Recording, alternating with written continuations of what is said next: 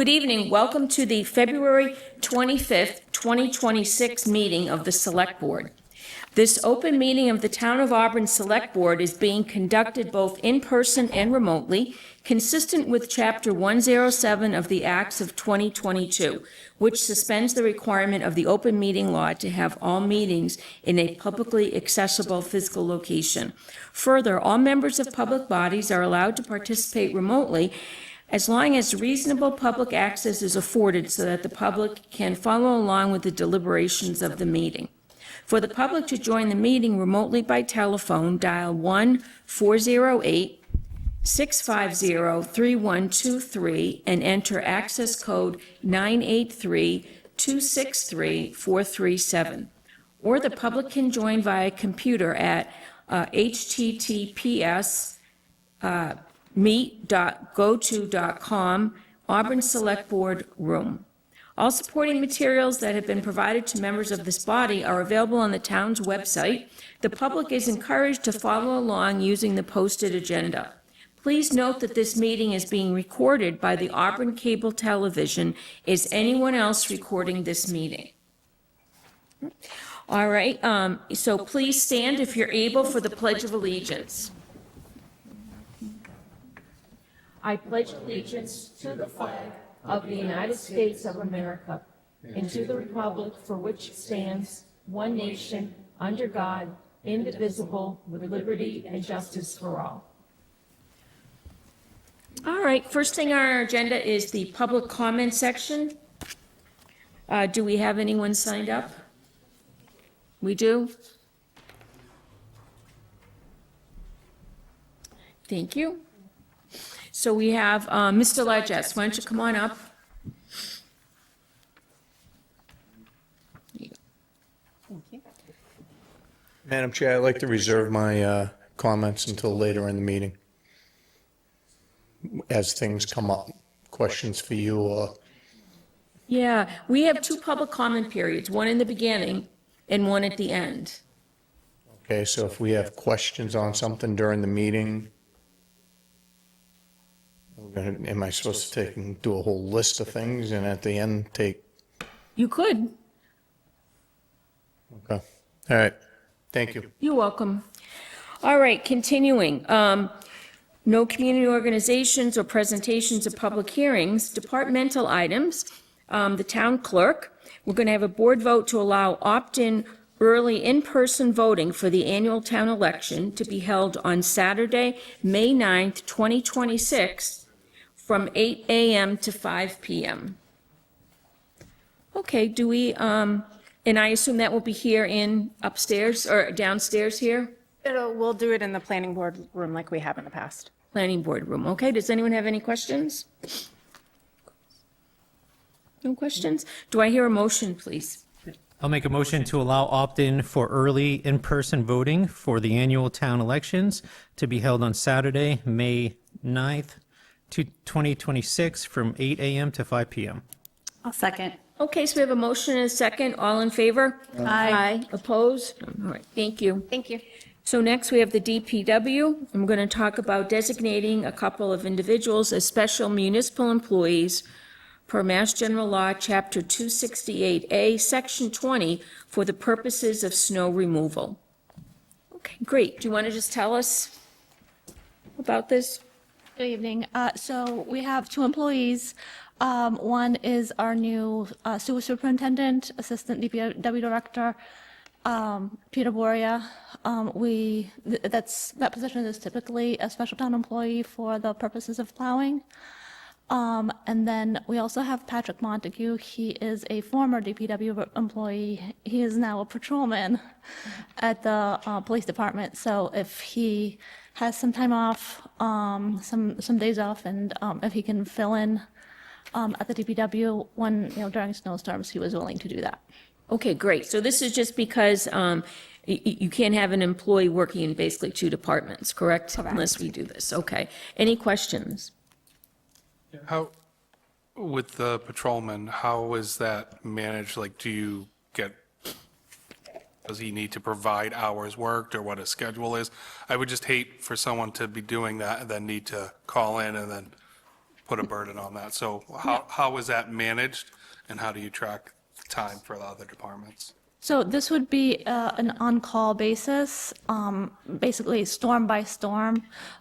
He just reached out to us. He knew that there was a big storm coming, and he asked, we have a couple of, he had a couple of days off. His first priority is going to be the police department. So we would never get in the way of that. But, so, I guess through the chair, my question, do you have communication with the other departments before asking, or how is that monitored? So this is sort of uncharted territory. So we would, I guess this time he hasn't plowed for us yet, but there was an opportunity where if we had a spare truck, he was available. Unfortunately, we didn't have a spare truck for this last storm, but we wanted to make sure that if, hopefully we don't have any more of those types of storms this winter, but if need be, we would definitely coordinate with the chief to make sure that, there isn't anything that's brewing on his end. Because, like I said, ultimately, he's a police officer, and his priority is the police. Through the chair, to the town manager, how does that precedent work? Like, I just want to make sure that, like, there might be a need there, but if there's a stronger need in the department that he currently resides in, or she, whatever, I just want to make sure that there isn't like a superseding, and like there might be a sign off before asking, is there a management approval to make sure? Because again, while they might be free now, they might not be eligible for their next shift, or they might call in because of the additional hours. So The chair, I agree with you, and I believe Joanna does as well. It is their top priority to work for the police department.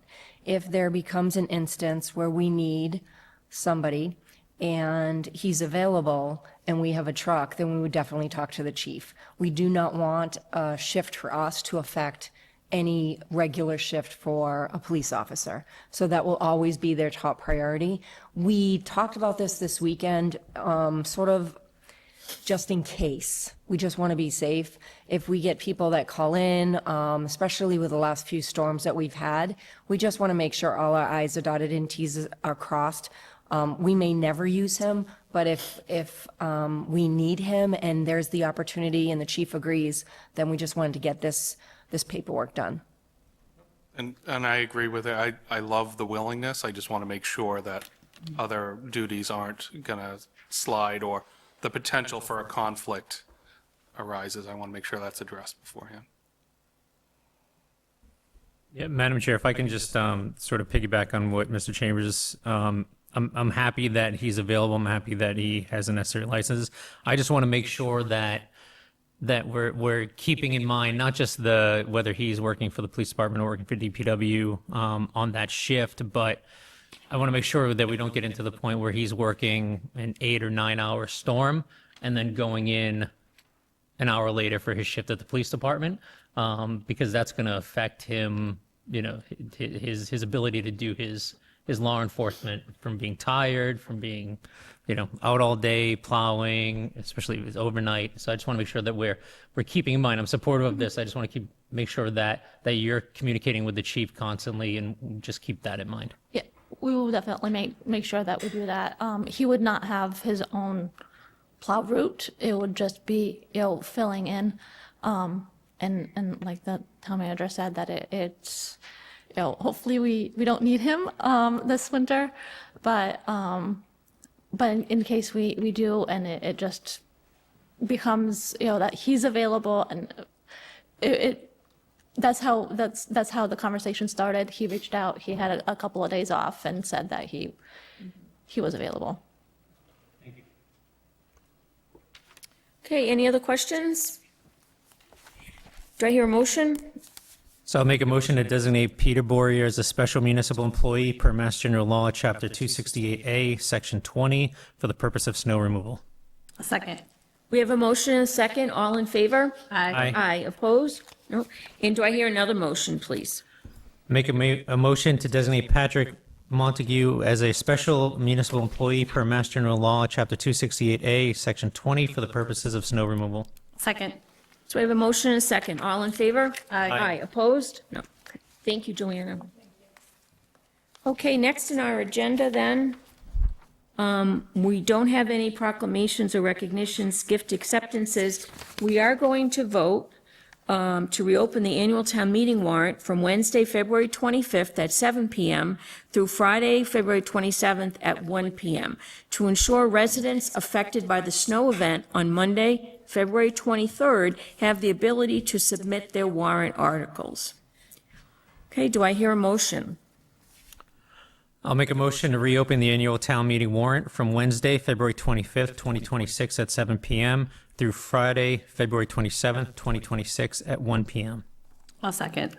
So we have a motion and a second. All in favor? Aye. Opposed? No. All right, so continuing now, we're under Select Board General Items, Part D, Fiscal 27 Budget Discussion and Review.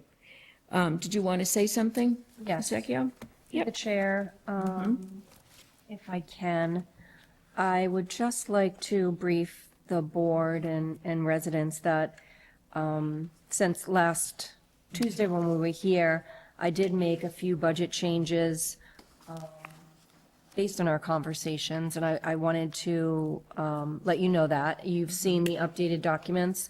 These documents are also sent to the Finance Committee. One of the areas that we increased was our capital improvement plan. When we discussed it with the board, we talked to the library, we talked to the school department. And with the school department, they were running about a $100,000 deficit. I worked with Beth over the week, and we were able to increase the CIP 30,000. She was able to find different sources of funding for some of the items that she had in her budget, so we're able to balance her budget. So you have a new school department budget in front of you now that's also going to be sent to FinCom. The other item that was a great idea, the library is most likely going to be going through a transition with the building itself and possible shelving and different things that we're working on right now. And we hadn't put any funding in the CIP for that work. We're looking at donations, we're looking at other funding sources, but it was a very good idea. So I added 200,000 into the library CIP for this year, because one of the recommendations from the state was to have lower shelving in the library, so you have a better sight line. And the shelving should be on wheels, and so they can be moved around versus bolted into the floor. So I did add that to the CIP budget for 2027, so you'll see an increase there. We also added a fire lease for $4,495. The chief can speak to that when he comes up. We increased, now this is a big change. We increased the free cash that we put towards the CIP to $2,839,883, and we decreased the borrowing back down to $895 to keep it $895,000 to keep it consistent with what we borrowed in prior years, specifically last year. We didn't want to add things to CIP and then end up with additional interest because of it. So I can also give you the numbers involved with our free cash, and Karen can as well. The other thing we did is we adjusted a couple salaries. In our conversation last week, we talked a little bit about the clerk's office and how one of the clerks was bumping up against the assistant town clerk, and we had to make a change in her salary or else it would have exceeded. We did look at a couple other positions in accounting and treasurers, and we did increase those $6,958 so that we could stop the bumping up against the position. So we're able to do that as well. So the total net changes of tax levy was $28,344. We still have, let me just see. We still have, so the tax, my proposed budget recommends a tax levy increase of 2.18 of the 2.5%. So it's still under the 2.5% as the board had recommended that I do. and it did address some of the needs that the board had mentioned, and even the dialogue with the departments. It was a good discussion, I felt. So I just wanted to update the board. Everyone has the new documents, Finance Committee has the new documents, and the new documents will be posted online. Okay, great, thank you. Madam Chair, if I may. Absolutely. What was the increase for the school department CIP? What line item, do you know? It wasn't like bolded or red, so No, it it's wasn't easy for to equipment. tell. It's 30,000 for equipment that was 30,000, okay. added. Yes, And that came out of her budget. operating, so you did the thing where you identified that we could Yes, use. Okay. yes. The lifespan was long enough to fit within the CIP plan, so So that wasn't a cut of 30,000 from her budget? it was just not. Yes. Thank you. And then the balance that was left over was about $10,000, and we made that up with tax levy so that they could have a balanced budget. So can I just clarify? So that essentially, through this movement and the additional 10,000 for tax levy, that's 40,000. There was a 100,000 difference. Where'd the other 60 go? The school department had worked on their budget and found other funding sources for some of their line items. They were able to reduce the ask to the town by $60,000. Do you know if they cut or did they just find other funding? I don't know exactly what was decided on their end. Thank you.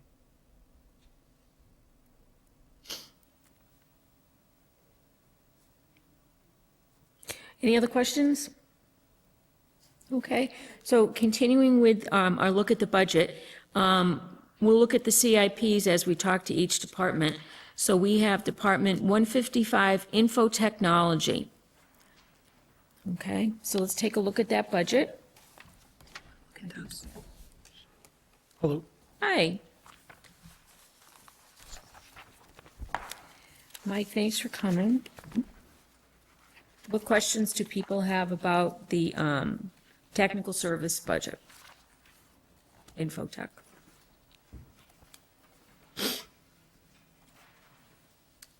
I don't have an actual question, but I know this was a priority for many of us on the board to get some investment into the IT.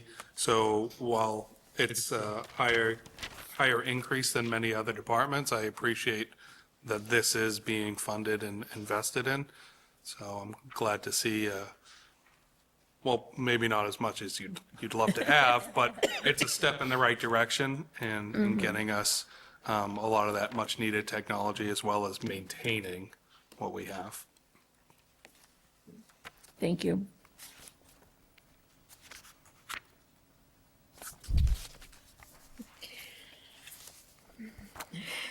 Dan, any questions? Nope.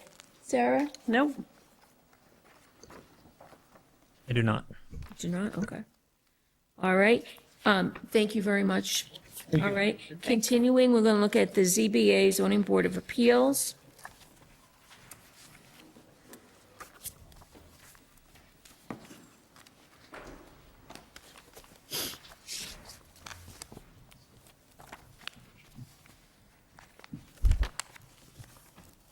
Hey, darling. Hi. good evening. I know I did not have any questions. Does anyone have any questions? Madam Chair, I just have a question. So I know that with 40B, the Zoning Board of Appeals relied pretty heavily on outside consultants that we were fortunate at the time to get grants to pay for. The pressure is likely going to come back because I don't think we've met the magic 10% yet. But I don't, and we can't necessarily always count on grants to come in at the right time to provide that. So was there any thought given to providing some revenue or funding to just provide a technical assistance that, you know, to bring in those consultants to support the ZBA, whether it's extra legal work or whether it's 40B experts or something along that line, just to make sure that they have the support they can to move forward? Sure. Thank you for the question. Yes. We have spoken Dory's going to Okay, answer. through the chair, there's been a lot of discussion regarding this, especially when we were putting the booklet together on the 40B process. And we will continue to go for grants. As soon as they reach that ZBA start line, then we can ask for assistance and get grant assistance. The other option we were looking at is actually working with the developer and charging the developer for that charge. I didn't want to necessarily have a line item in there because it's not, I don't feel like it's a charge that we should have to absorb right now by the taxpayer. If it continues to be an issue, I think we can address it, but with a grant at the ZBA level, I think it's probably our best bet.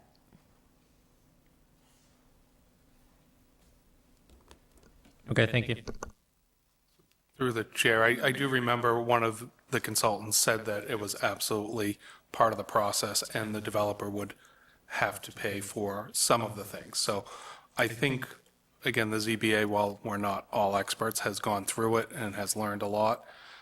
So I don't see our need for consulting as great as it once was. And then I would certainly rely on the developer who is proposing these things go forward. Part of our LIP manual was to ask when they come in, ask the developer for permission to hire those consultants so they front load it versus wait till the first meeting. So there was some thought to making sure that the ZBA would, or any board that needed it, would have that flexibility. Yeah, no, and that's all well and good. The developer has to pay for traffic peer review, stormwater peer review, and the financial analysis should the ZBA ask for it. They now know to ask for that in the beginning. They don't have to pay for that overall 40B consultant that we got the state grant from. So as long as we're going to be cognizant to apply for those grants right away at the very beginning, then I'm fine with that. And I just wanted to make sure that we did call it out and we did have a discussion to identify the need and make sure we had a plan for when these start coming, because we know that once we're out of safe harbor, there's at least 2 that are waiting to file. Through the chair to the town manager, do we not still have the person from CMRPC who's helping us a certain number of hours as well for housing-related issues? So through the chair, CMRPC allows the town to apply for technical assistance. So we can use them as a resource. They have been very helpful. Obviously, we put that ZBA booklet together. We've worked with CMRPC for years on different projects, and they have been more than accommodating. And we're currently have another project going on with the assistant town manager, Mr. Delaquila, that will be starting for economic development. So I think that using them as the resource, I think they're really a great resource. I thought we were part of a consortium where we paid a certain amount of money and we got a certain number of hours every month. And we were using that, at least initially, for housing. So I'm not saying, is that still in place?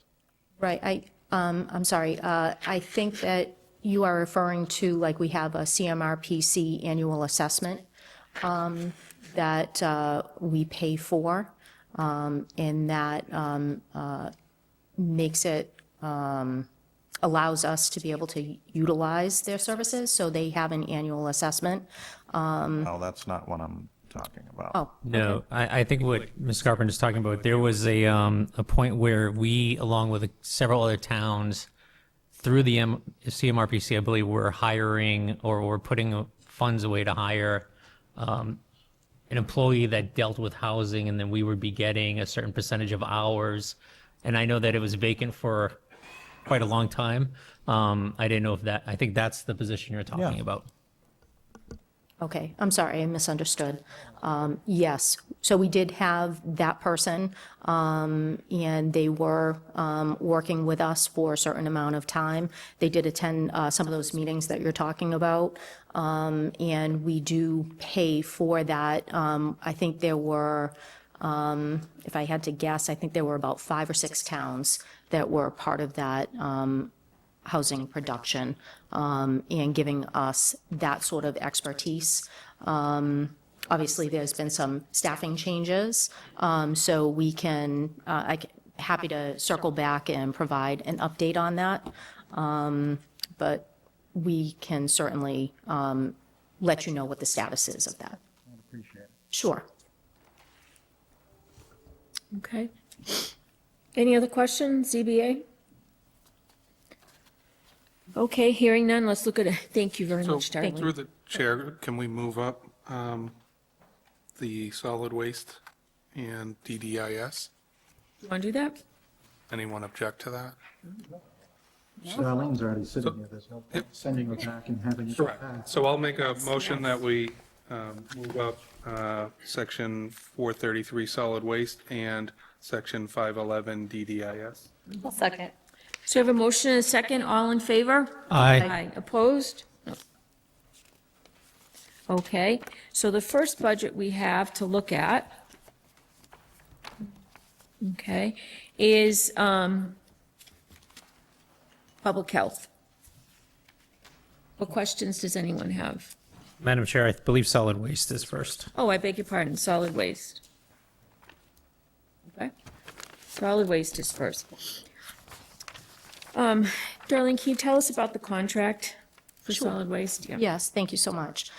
So the solid waste contract for hauling is up this year.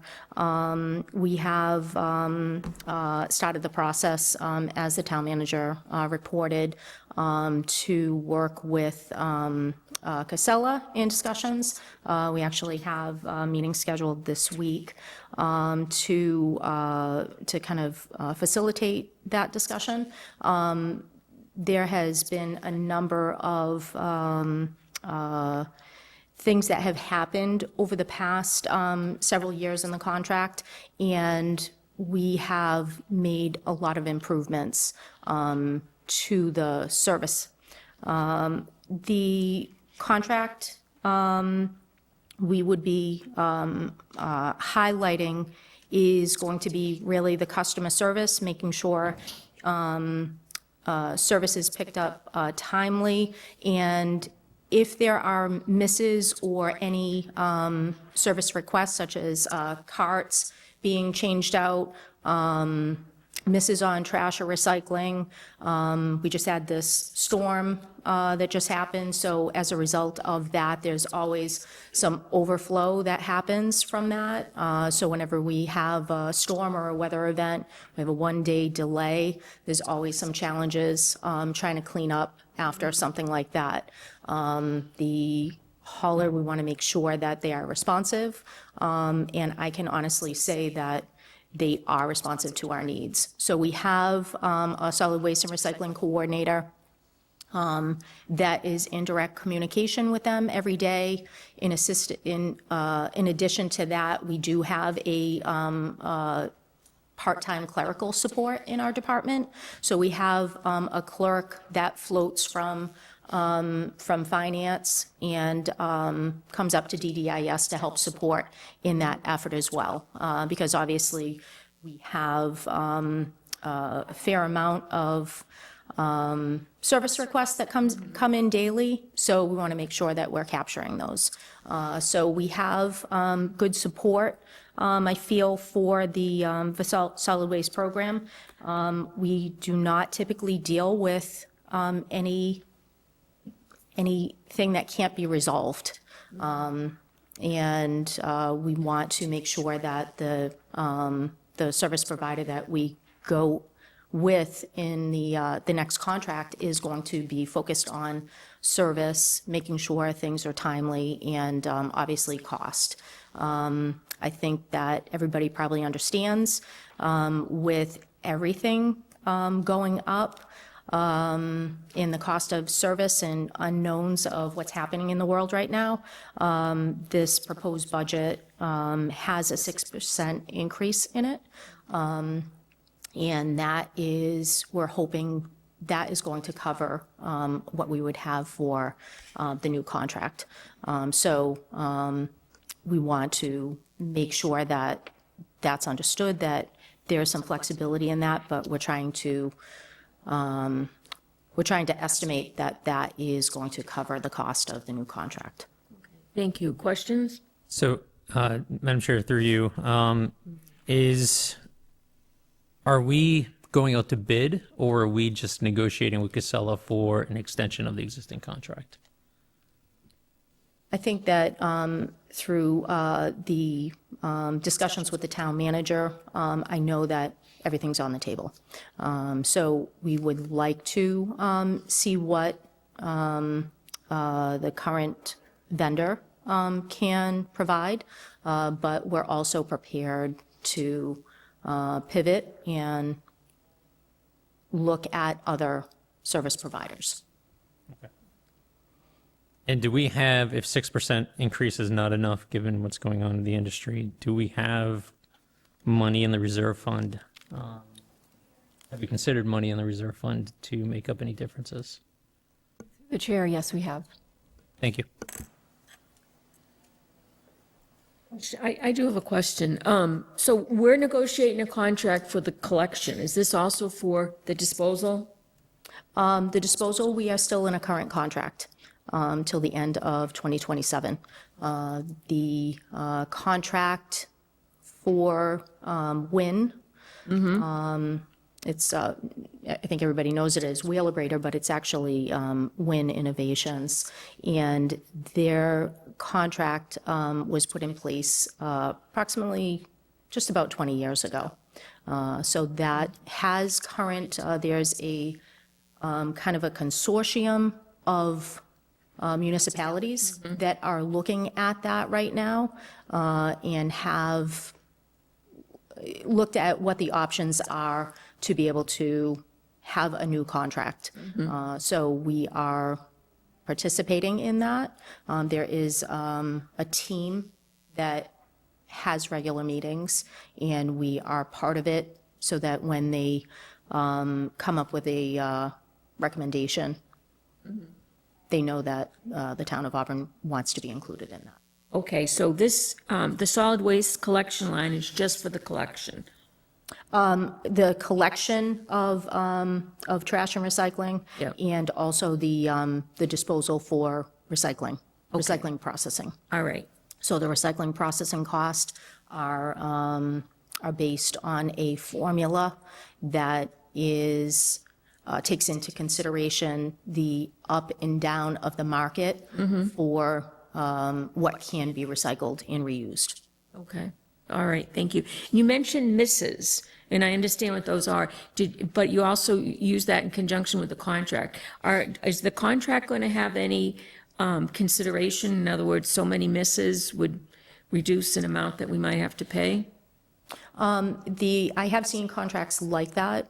Our current contract identifies what happens when a miss occurs, and the time that it takes for them to do that. There are some contracts that I have seen that do it's almost like a tally. We do not have that type of contract. It's something that we can certainly look at. I find that we have had, we've had good responses, so we don't typically have to do multiple calls on the same item. If it became an issue, and sometimes it does, I myself get involved and we go out to a certain site to identify the challenges of maybe, I mean, sometimes it does happen on the Auburn-Worcester line, on a dead-end street. There's two houses on that street. New driver, they don't really know the lay of the land. So yes, does that house get missed if staffing changes? Those are addressed personally by myself and our solid waste and recycling coordinator with a management team member from Casella. So those are addressed. It's not that they don't happen, but we don't want them to happen over and over. All right, well, that's good to hear. Thank you. Any other questions? Good, all right. Thank you so much. And now the next is health. Board of Health. Well, Department of Health, I should say. Public Health. What questions do people have on this budget? So, Madam Chair, if I may, I just have, and I know you were here at the last meeting you sat through, so just for the others that aren't, full disclaimer, I'm asking questions when I see sort of percentages that differ than the norm.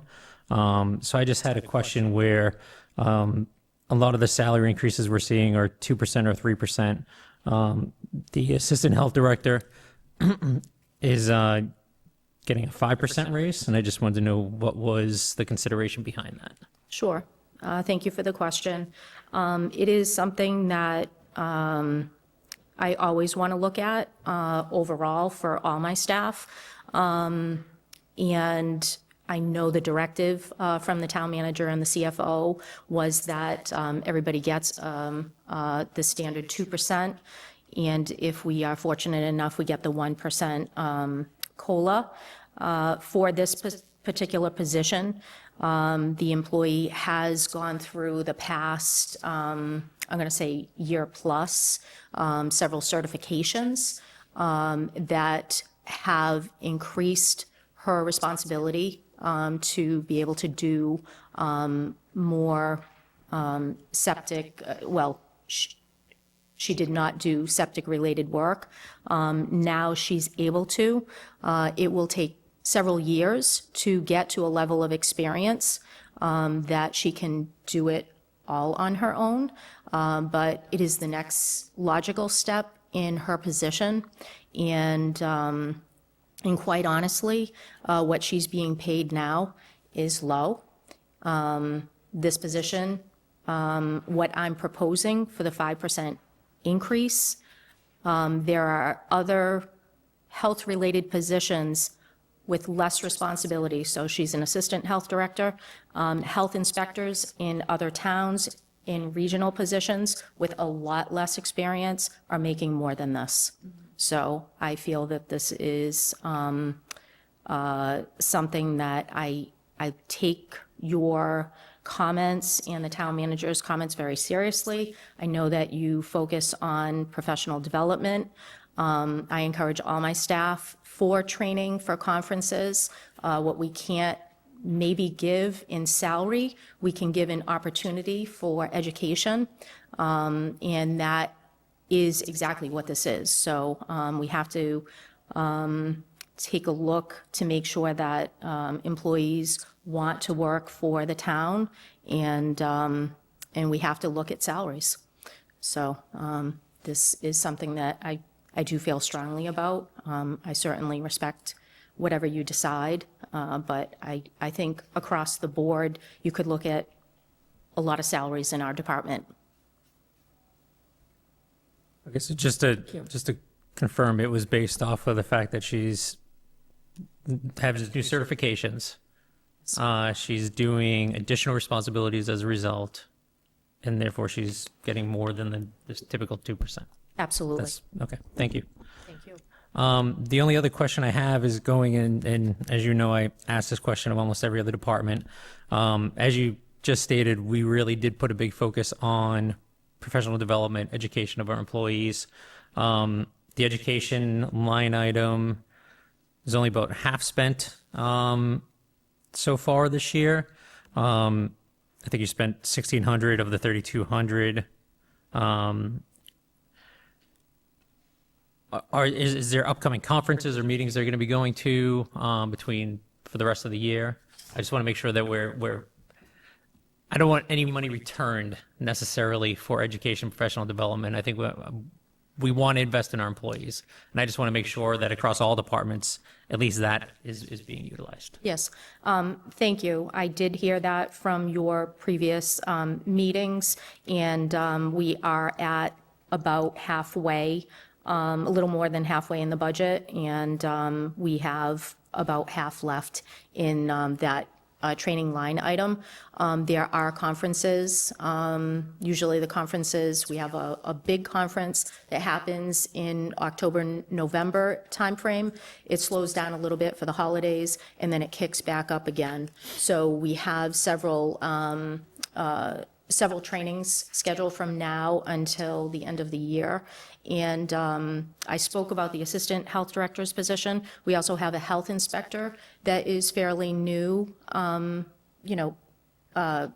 He's been here several years, but new in his career. And so we want to invest in him. He's in some state trainings right now, and we expect to have him in another significant training in the springtime as a certified pool operator. So yes, I do plan on spending more in that line item for my people.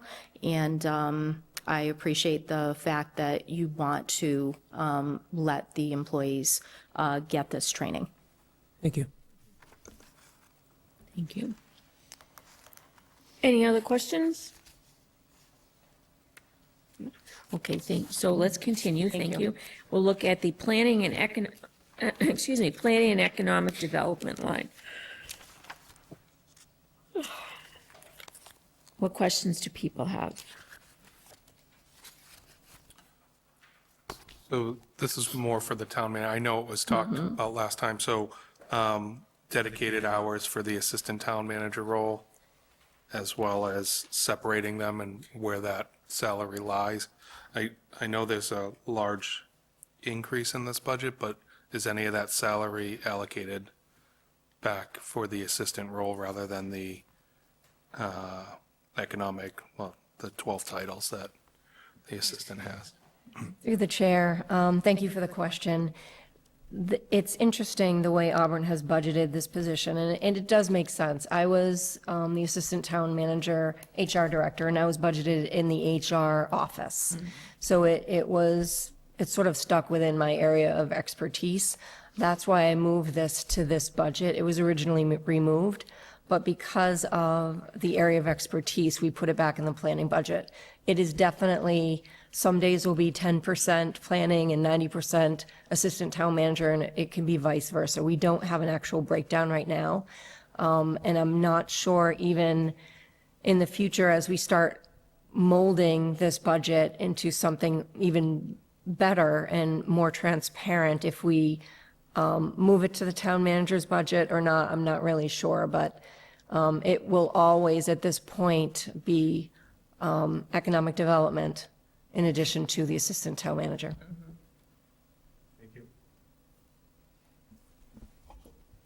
Okay, Madam Chair, I just have a couple questions. With respect to, I know that that we're hopefully, knock on wood, onboarding a town planner to fill Dr. Menard's position. And we also have an economic development coordinator position that's been vacant. Do you plan on utilizing that one person, or are you going to look to see how it goes and then possibly hire a second person? What's the plan with that sort of the economic development coordinator that's been vacant for a little bit? So it's been a topic of discussion for several months now. It is an important position that we need to fill one way or another. If we can find an employee that can do planning and economic development, we may merge somewhat both of them, not their salaries, but some of the tasks. I just don't have, we just don't know yet, depending on, we are interviewing, and actually we have a candidate, we don't have a final answer yet, so I'm not exactly sure. If we do not get a planner that has that type of experience, then we'll definitely hire someone, because we need to maintain the relationships with the businesses and with the Chamber of Commerce. So it's a bit up in the air, but it's an important position. Okay. Thank you. Anyone else? Questions? No. All right, thank you. So next, we'll look at the energy management. Questions? So this role was paid for through a grant at one point, and it was dual responsibilities and everything. Is that still the case? Thank you very much. This is kind of an exciting area in our department. With the support of the town manager, she allowed us to be able to make this position full-time. So as you may recall, this position was Economic Development Coordinator and Energy Manager. And I can say that the employee had identified, being pulled in different directions depending on what the time of year for reporting certain events and needs according to which division. Now that we have this, this is a full-time position, so we did hire somebody in the fall, and I can tell you they are just really have jumped right in for energy management.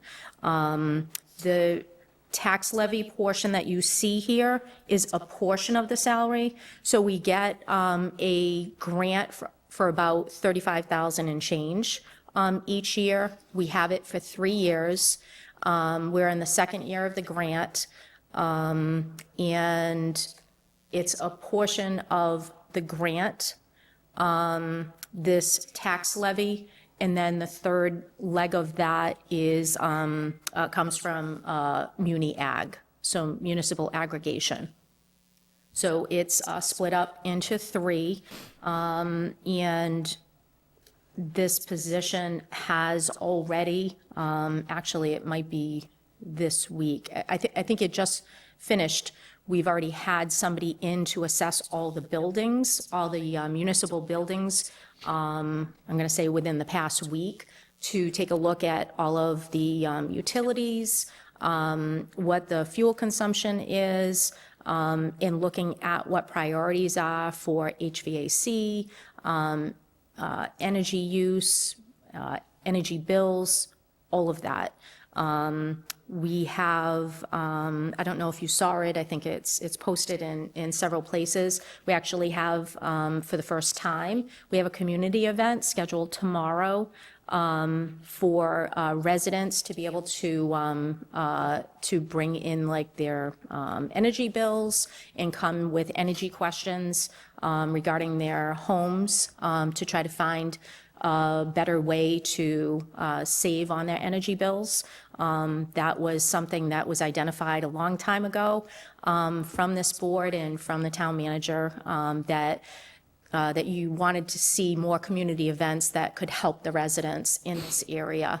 You wanted to have a person that people could talk to, and we have that. And we're excited to really promote it. So this budget, standalone budget, is kind of the first for you to see in DDIS, but we're excited and we feel like the money that we're spending on this position, hopefully at the end of the grant cycle, we can, the savings that we're seeing across the board on the town buildings are going to help support what we would have to put in for the salary. So I know that was part of the discussion when we went for the grant, so love to see the status of where they stand, and, I'm all for the energy savings, but really, if the position pays for itself, it's a no-brainer, so that's great to hear. I have no other questions on this. Thank you so much. And you'll actually get like a little snapshot, so that's just kind of a couple of things I'm mentioning, but there's a department snapshot of the energy manager. I know she's already worked on her presentation. She's really excited, and I think that happens in March. So you'll see the energy manager soon. All right, good, thank you. Thank you. Any other questions? Energy management, no. So next we'll look at the building and code enforcement, please.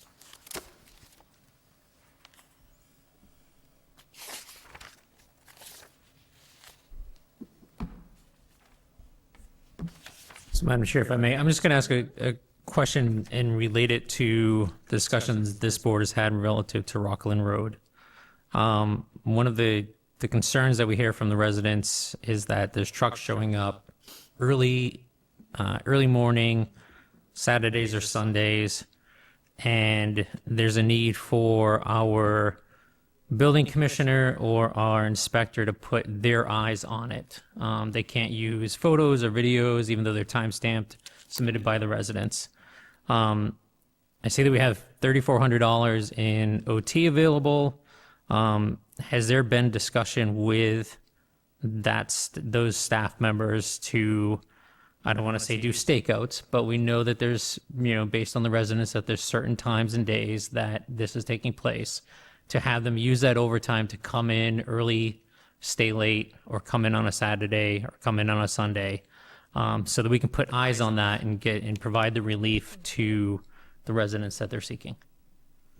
Thank you for the question. So I know Rockland Road has been a topic of many discussions here with this board.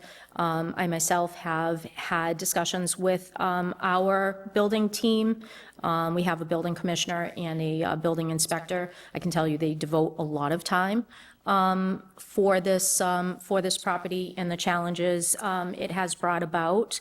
And I also have worked with the town manager. She's been very involved with myself and Mr. Delaquilla and our team to come up with a solution for that.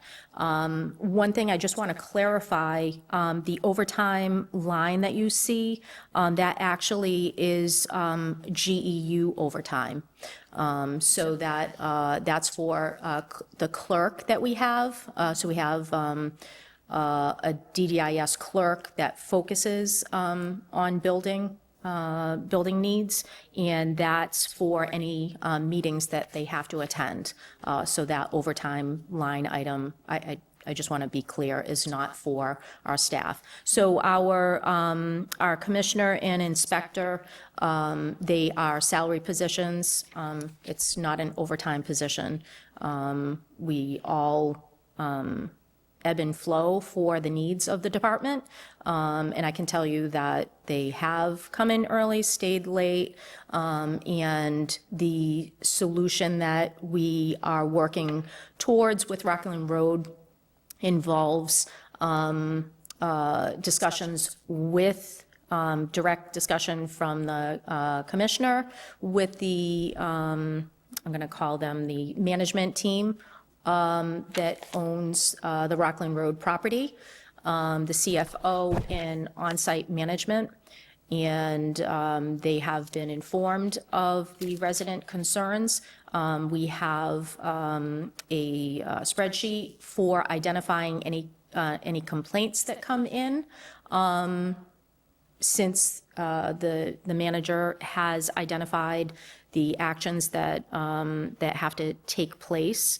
I myself have spoken with several residents that have identified concerns there, and I think I actually took the calls for the recent holidays, so I think it was New Year's and Christmas Day that they were identifying activity. So as a result of all of that, we have put into place immediate notification to our office. We log it. We are all on a communication loop so that we're all aware if something new happens.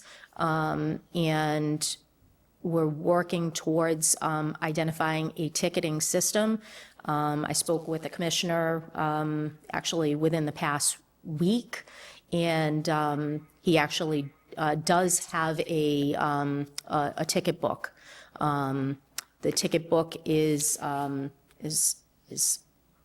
filled up So we're in the process of ordering a new ticket book, but it literally identifies, it's a building official ticket book, so that he can issue citations as needed.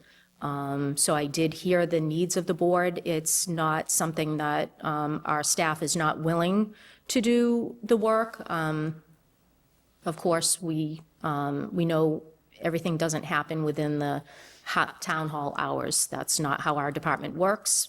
Most of us work well outside of those hours. I do understand the challenges, and I do understand why the neighbors are concerned, but we have spent a lot of time trying to get solutions in place for this, and I feel like we are moving in that direction. Town manager supports it, and she's supporting us to be able to do that. I hope that answers your question. Any other questions on this?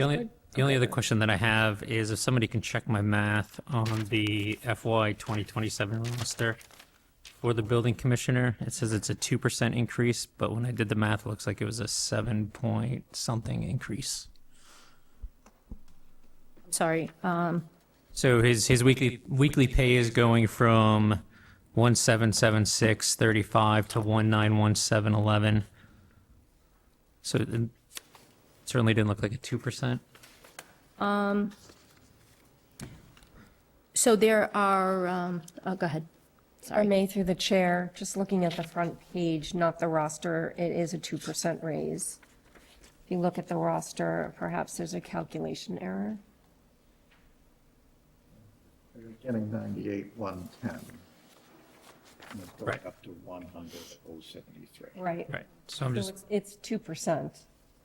Let's see where he is. it's just the roster was There might carried be. wrong. Yes. Yeah, it looks like the new salary is right and the old one is not adjusted. But in the actual budget document itself, it's accurate. Oh, I see. Okay, thank you. Okay, any other questions on this budget? No? All right, let's look at the next one, Conservation Commission.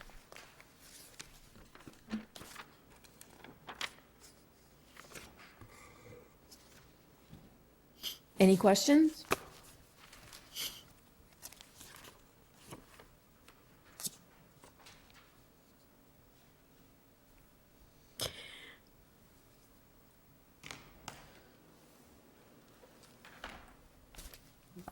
No? Okay, now we'll look at the next budget, Animal Control. Any questions? I actually do have a question on Okay. the veterinarian expenses. Is that enough? I mean, that's a pretty low number for vet visits. I have pets too, and they're expensive. Thank you very much for the question, and thank you for noticing. So we have, we do actually have our animal control officer, I'll invite up, and I can tell you that we often go zero in this line item. And so we are trying to balance the needs of handling what operational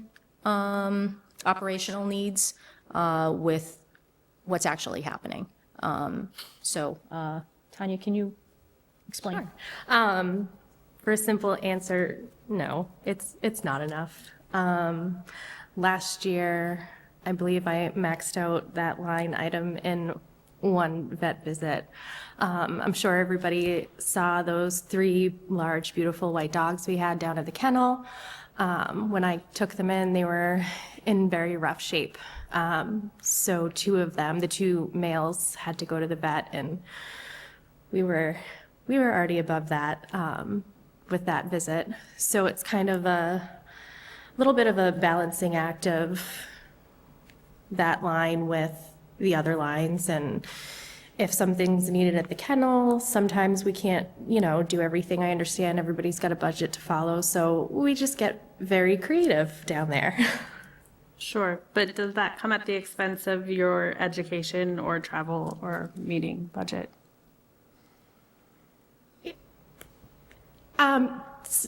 It could. Sometimes I just end up getting things to kind of make up for it. A lot of the animals we've had down there have been through a lot. Unfortunately, some of them are with us a long time. Some are very in and out. And it's not something that I bring to everybody's attention.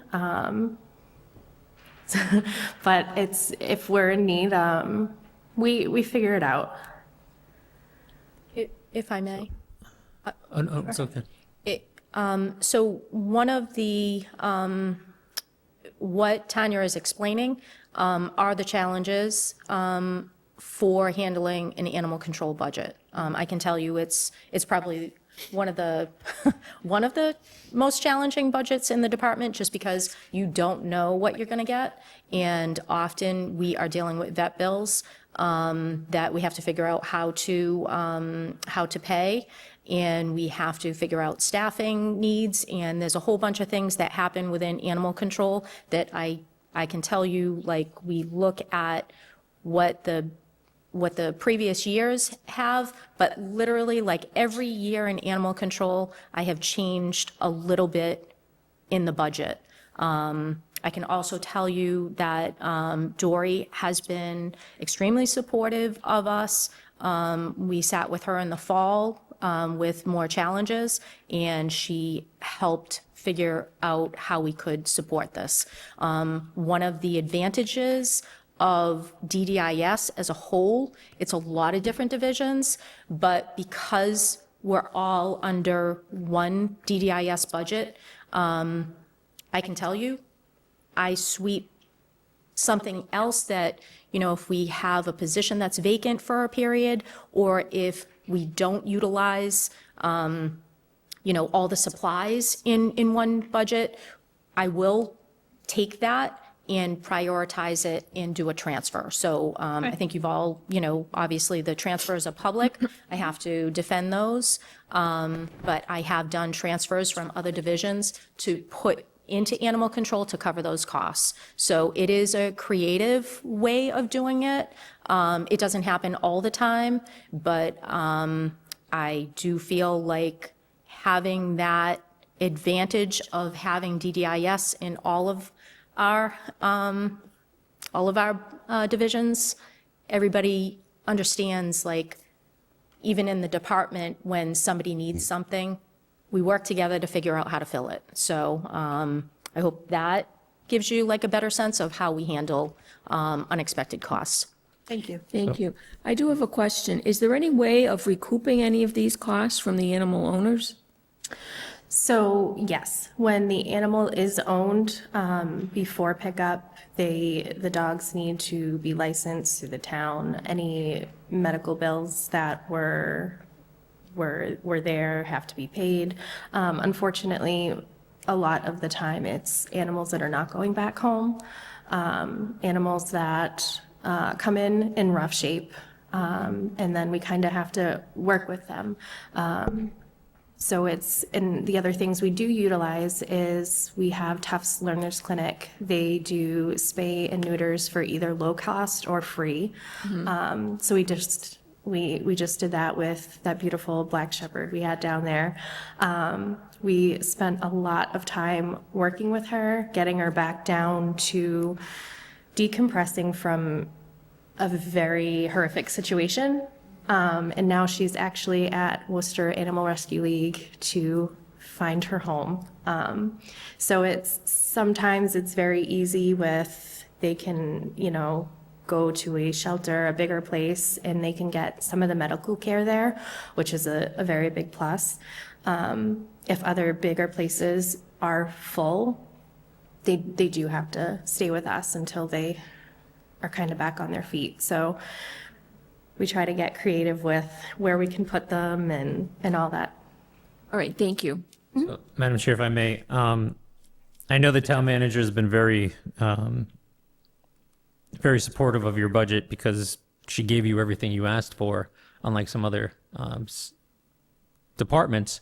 But I know one of the asks was, and I understand the frugalness, I respect it. I understand the pay Peter, steal from Peter to pay Paul mentality with moving stuff around. But I'm a little concerned that at least in this area, you're significantly underfunded. So I'm wondering, I know the town manager had put out the ask to all the departments, and some of the departments came in with some very huge numbers. And it seems like you came in frugal. But if the ask was made again and what would the veterinary expenses be, on an average year?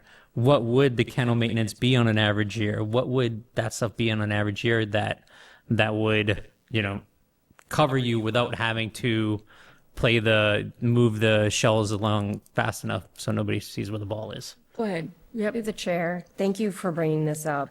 I have worked quite a bit with Tanya and Darlene, and we are very supportive of animal control here. I've been working on animal control here since, I think, my very first day with the town of Auburn, and every single day since then. I did give them the whole budget. I am going to speak for the division, and maybe I shouldn't, but I feel like there's some uncertainty as to the amount of support that this particular division has with the public and with the different boards, and probably even different other departments, because it is dealing with animals. Some people don't like animals. I think, and I know Darlene, I've worked with her long enough, I think she is trying to be conservative, to do the best that she can with a limited amount of money. And Tanya's following suit, I can see it all. I could definitely talk to them after this meeting, probably tomorrow, and see if there's anything else that we can do that I can recommend that we do for this division, based on how the discussion's going tonight. Through the chair. Yep. You've never not received funding. Everything's been paid. And you've had tight budgets before, so I don't know if there's a full need to revisit all of that. Because we hear that there's other things that are maneuvered, and if something like training were to be sacrificed, you'd go back and ask for a transfer. So I don't know if we need to reinvent the wheel on that aspect. I do have a question with the backup coverage and the costs being higher than the animal control officer. Can you explain briefly how that works and why it's higher than the full-time role? Absolutely. So for, as I said, every year, we have to take a look at what we've been doing and then figure out, is there something that we need to change to improve how things are operating? The backup coverage has, I have received questions on this before from finance. It has been something that has evolved over the years, and even when we had to talk to the town manager in the fall with the challenges. So animal control is, you can think of it as a first responder type of position, because it's 24/7, 7 days a week, 365 days a year. Tanya is the full-time animal control officer and animal inspector. And technically, she should be working the town hall hours. That's the furthest thing from the truth. So we have to have backup coverage for her for the off hours. So when town hall closes, we have somebody on for nights. We have somebody on for the weekends. We have somebody on for the holidays, usually multiple people. And then we have to also plan for when those people can't do those shifts. So the backup to the backup. And that's probably the most challenging thing. I can tell you right now, she's actually on call right now. So she is, again, full-time, but she's also filling the needs when we can't have the backup cover. So if people have sickness or get hurt or anything like that, it's a challenging budget. So what you see here is a combination of having coverage. I know it's confusing to see on the roster, but it's trying to break it down into different pieces so that you have an understanding. There's a cost for weekends, there's a cost for holidays, there's a cost for off hours. And then if we have animals in the shelter, then they also have to go and do animal care. There was a time, years ago, when we actually would have an empty shelter and you wouldn't have to budget for the animal care. I can't remember a time in the past, I'm going to say like 3 years, that we haven't had some animal in that shelter. So it's been a constant. So has this gone up? It has. It had to. We've made changes to it to try to give some relief to Tanya so that this position does not burn out. I'll have more questions at a later date, but not budget related, but I'd love to understand the operations of that further and other staffing models, but. Thank you. Madam Chair, if I can just Sure. say something. Fully support looking at actuals and making sure that our budgets meet the actual need. But we also have to keep in mind that we are unaware of what the state budget is going to be. We have a second bite at the apple. If every time we see something that might be low in our mind, keep in mind, we have the special town meeting, which we will need to have every year because our budget cycle is totally off the two federal and state partners. So rather than constantly be revisiting the budget, let's look at the budget. I'm certainly fully in support of what you do. It's very important.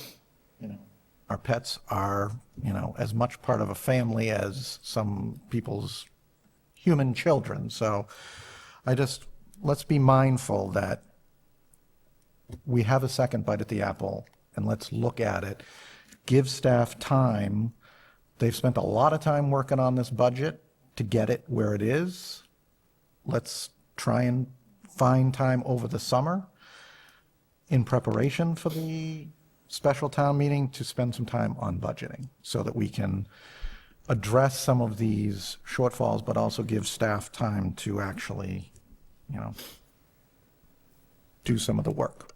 So, Madam Chair, if I may just respond to that. I understand that and I agree with that. But what often happens is animal control, for example, will come in September as we're going into that fall town meeting and say, we need money for this. And everybody says, we didn't know that. We didn't hear that. Why didn't you say something then? So one of the reasons why I'm asking these questions, and maybe other members are as well, to put it on the table, to make it public tonight. So when they come back in September and say, we were short, you discussed wanting to support us, we need this extra money, here's the whole background. No one can say, we didn't know. No one can say, there wasn't questions asked, there wasn't information provided. We have a duty to go through the budget, to ask these questions, and I'm not saying we're gonna fix every number tonight, I'm not saying we're gonna fix every number in the fall town meeting, but I think it's important that we identify these issues and these concerns during the 2 meetings that we have with this budget, even if it's to set the stage for changes in the fall. I don't disagree, Mr. Crane. I'm just bringing up a point. I've listened to you without commenting on your point of view. I think I'm allowed to have a point of view that is different. And we've been going through this now you've been on the board almost 3 years. So I think we all understand, but we also need to, someone will say they don't know, because not everybody watches the Board of Selectmen. Not everybody's going to take time to watch the Finance Committee, and not everybody's going to take time to watch town meeting. So there's no prophylactic against people who are willfully not wanting to know what's going on with their money. But I'm just bringing up a point that we can't constantly be adding funds to the budget after they've spent 3 months on it, when we know that we don't know what we're getting from the federal government or the state government at this time. So that's my point, and I'll leave it at that. Through the chair, if I may. I understand the budgets are very hard. Animal control, in my opinion, is probably one of the most difficult, just because we don't know what we're going to have. If it was not for all of the recent donations from the town between the food and the blankets, and that honestly has gotten us through months. Around this time last year, I can't even tell you how much we were spending on dog food. I mean, we were maxed out some days with large breed dogs, and we couldn't keep up. And it would be nice to say, you know, this is what we need. Unfortunately, I don't know. It changes so much. I will say, if we don't have money in the food budget or in the budget for extras, I supply it. And that's something that they deserve. And I will donate whatever they need if they're not getting it for donations. So if you had somebody else in this position, I'm not sure they could make it with this budget. And I just, after being there and seeing where some of these poor animals are coming from, there's no way you cannot spoil them and go the extra mile. And I won't complain about the budget. I understand that everybody has to cut back. I understand that we have to be frugal. So I will continue to do what it takes to give them what they need.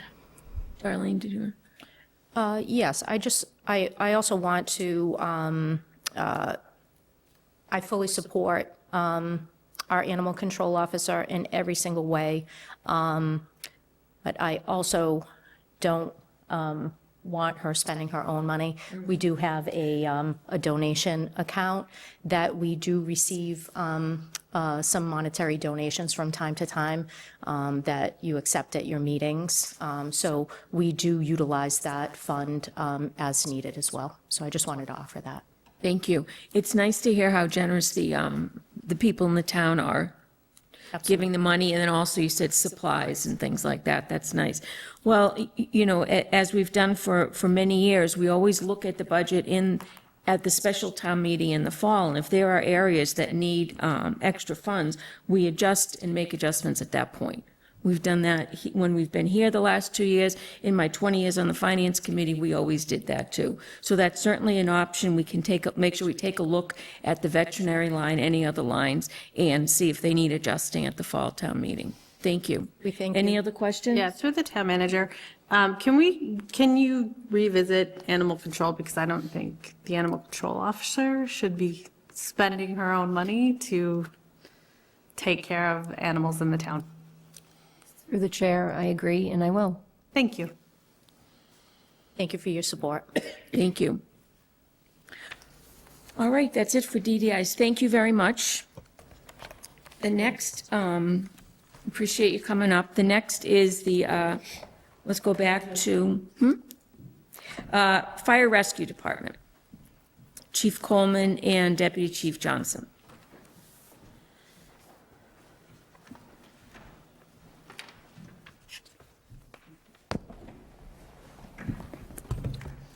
Good evening, everyone. Good evening. Good evening.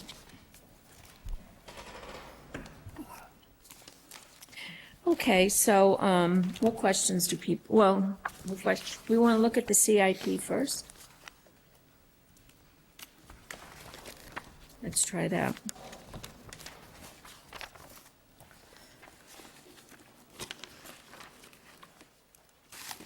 So I have a question. We, looks like we have a, what's the status with the ambulance? I see we're buying a new one.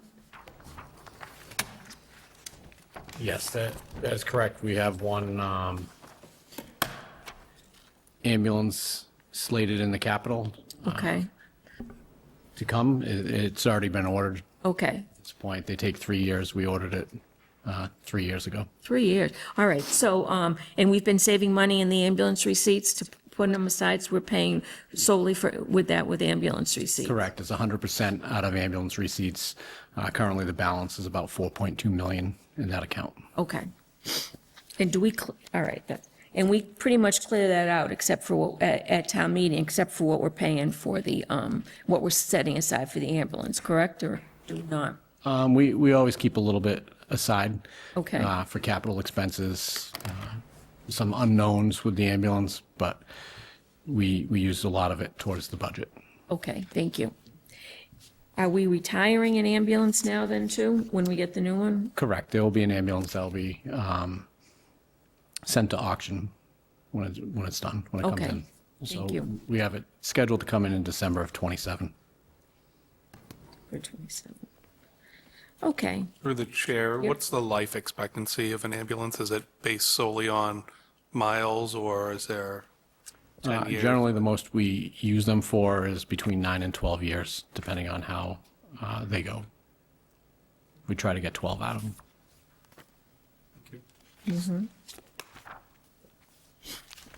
Okay, any other questions? Well, any other questions on the CIP?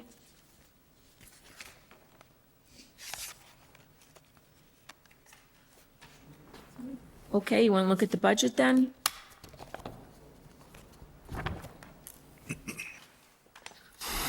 Questions on the line items? I appreciate the narrative piece. It was a novel, but it explains quite a bit of it. And that's a great feature to have, so I appreciate that. I know you guys are often asked to come and explain. Having that information, reading through, certainly helps, knowing where some of the constraints are and how your thought process behind the budget. Again, I don't do your job, so for me to come in and tell you you can't have something, knowing the needs and then seeing how it integrates with that is very helpful. And I'll always push back, but I'll always support. I think the town manager has pretty good recommendations in hers. I know it doesn't necessarily align, but I think knowing constraints, hopefully that works for you guys as well. So, Madam Chair, if I may, I have two questions. One is more operational. When was the last time that the department worked with the Auburn Water Department just to review where all of the hydrants are located, whether they're correctly located? I know our municipality has grown. I know that their placement might be based off of old housing locations. Is that something that we've regularly done, or when was the last time we've done it? Two reasons why I'm asking. Obviously there's been some high-profile fires lately, but also I know that there was an incident in Munson where they didn't have enough hydrants, or they don't have a lot of hydrants, and I just wanted to make sure that that's something that when I look at my own street, I'm pretty well covered because mine is 3 doors down, but there's sort of large gaps in between, and as houses have been infilled, I just wonder if we do an analysis on spacing. Sure, we absolutely do. And, part of the technology line as we get down through the budget is a program that we use called First Due, which we use for many things, our incident reporting software, response. And in it has hydrants, and the hydrants are located on a map for us in locations. And in fact, we've tasked one of the administrative assistants with going through and working with the water department to double check all the hydrants and get the flow rates and have it all in there. So, I'd be more than happy to show you, but on my phone, I have an app. So when we respond, we get a call, I get every call to my phone. I can press on the incident. I can actually see the closest hydrant, what's the next closest hydrant from there, see what the flow is. So we do actively do that, and we're currently finishing up an overhaul with that. Great, thank you. Welcome. The other question I'm going to ask, and, this is sort of the question I'm sure the chief is going to go, oh, God. It's similar to when, when Chief Lemon was here and I'd always ask about the vehicles. And he'd say, great, my favorite question. Let's talk overtime. So I know that in the past, the overtime was significantly underfunded, and your staffing levels were not where they are, certainly not where they should have been, not where they are now, thanks to the SAFER grant and we're fully staffed. Also, I know at the time, I believe the contract had previous administrations, in order to forego sort of a large financial payment, was giving time. So I believe each staff member had something like 3 weeks time that they could take. So between injuries, very low staffing, and 3 weeks of time additional, the overtime just kept piling on.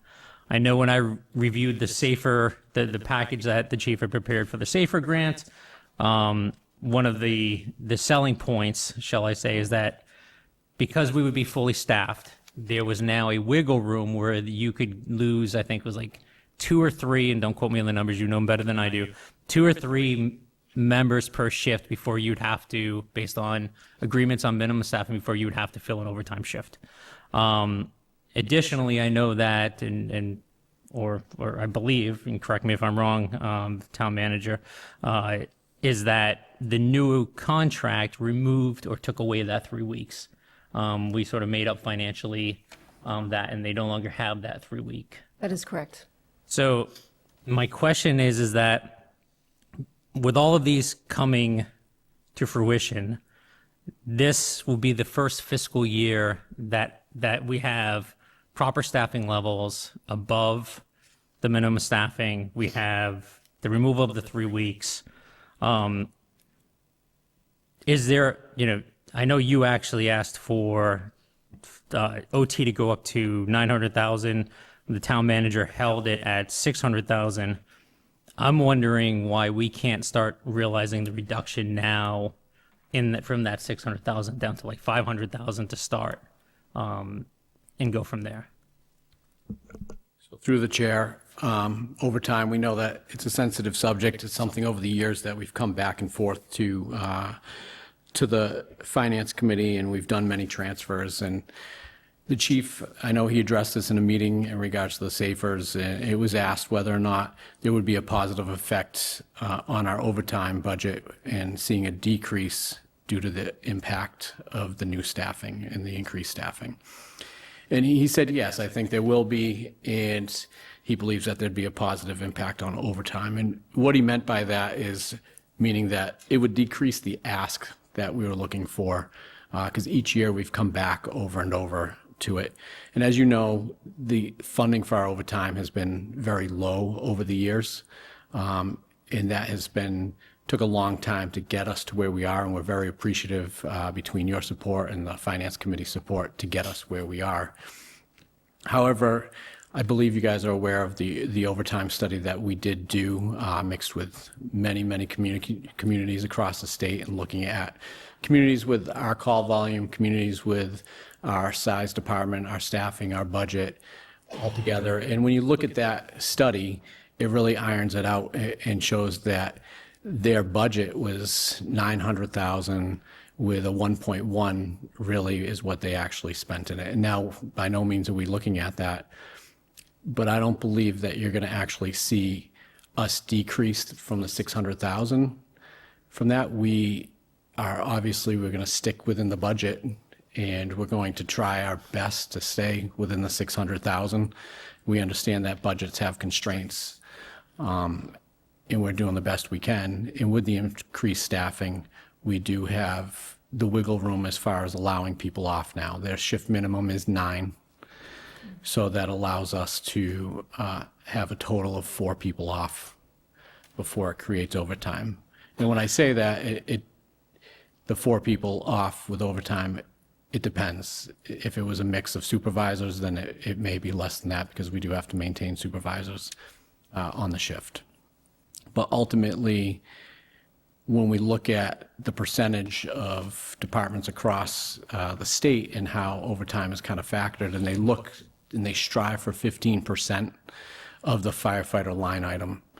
And if we did 15% of our firefighter line item, we'd actually be looking for $678,000 and $806. And that would be really to keep up with where we're going. And over the years, I think what happened is we found ourselves, we got a little stagnant and we didn't keep up pace with between COLAs and increasing over the years. And I just would hate to see us fall into that same standpoint as far as falling backwards with anything. So realistically, we'd love to have the 678,000 just for the general staffing. But we understand that there's budget constraints. So. The other question I have is the rest for the junior team. Is that being funded through this budget? So, no, it is not. No, we did ask for it, but it is currently not being funded. We also, back on overtime, we do track it in 55 different categories as well for where it goes. So shift coverage is just part of overtime. There's many other reasons for overtime. You're welcome. Questions? I have a couple of questions. What are the CPE, Certified Public Expenditure Funds? Is that a revenue source? So what that is it's part of, through the ambulance, it's basically recognition that the money we get paid from Medicare and Medicaid for an ambulance doesn't always cover the cost. And what we have to do is we fill out an application. It's very detailed in regards to the cost of the department on the medical side. And then they look at that, they review it, and then they determine how much money they feel they owe us for the transports that we've done. And so we use that money to help offset other expenses. So that's money from the federal government, Medicare? Through the state. Through the state, okay. All right, and how much do we usually, or how much have you seen us get back? So it varies. This year, it's going to be, I believe, close to 120,000. It comes in June. Previous years, it's been 140, 180. We might have got as much as 200. It all depends on transports. It all depends on our patients. There's a lot that goes into it. Okay, thank you. And the other question is, where are the on-call firefighters in this budget? We don't have any on-call. No more on-call? We've not had on-call firefighters for a little while now. Okay, all right, thank you. You're welcome. Questions? So I just want to confirm, so you don't foresee OT going below the $600,000 ask? I do not. You're welcome.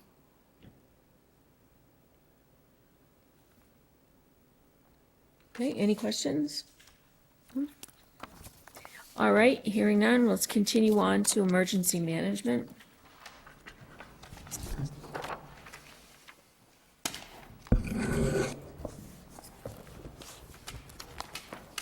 Thank you. Have a good night. Thank you. You too. Thank you, gentlemen.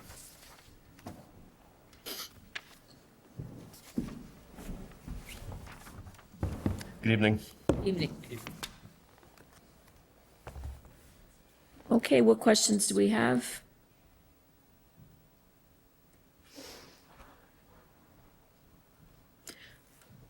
Can you tell us about the generator maintenance? Sure. So that was something that was spawned when earlier this fall we had a issue with the school department had identified a major problem with the school's generator that had been there for, I think it's over 40 years old. It had come from the old high school.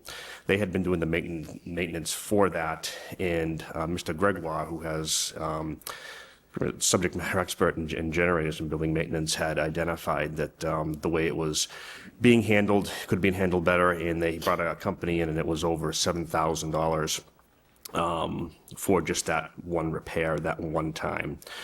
So we looked at it, we looked at the budget, the budget was only the 10,000, so that made us do a deep dive into allocating, helping out with that repair, and then looking more succinctly into the actual repairs, and is that funded? And we've had other discussions with that. We've decided to kind of bump that up for now in the interim as a stopgap to maybe looking at moving some of these generators into the physical plant of each one of these budgets and not under just emergency management. Okay, thanks. Go ahead, Julie. To the chair, Eric's absolutely right. There has been an extraordinary issue with the generator at the high school. It was originally in the last high school, and it was moved over into the new building. You will see a warrant article requesting its replacement in the next few weeks. We did find that during that process that we needed to invest more time and money into the generators that the town owns.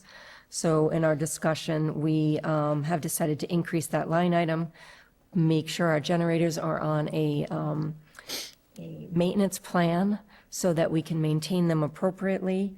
And like Eric said, there's probably a chance we're going to break this line item up into the proper departments. At this point, that's where it's been living for years, but I think it makes sense that we actually put it within the department that has the generator.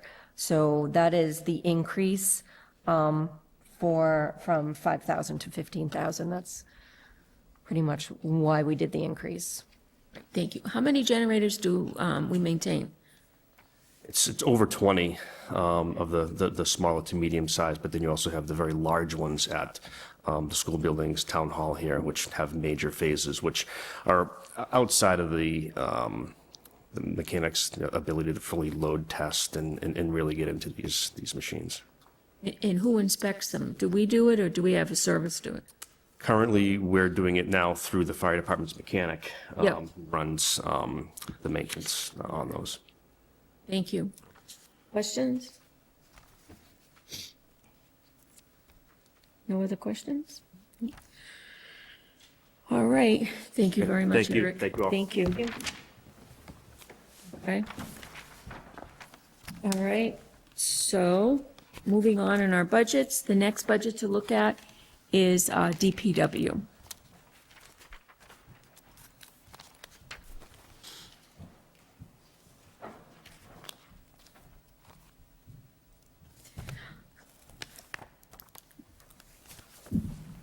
So let's look at the capital first. Is this Peter? Yes. Peter, nice to meet you. Hi, nice to meet you all. I'm glad to have you on board. Appreciate that. Through the chair, if I Yes. may, I wanted to introduce Peter Boria. This is the new sewer superintendent, assistant DPW director. Started a week and a day ago. Great. And got his feet wet with his first blizzard too, so. Oh, you're right. Yes. All right. So, what questions do we have regarding the CIP?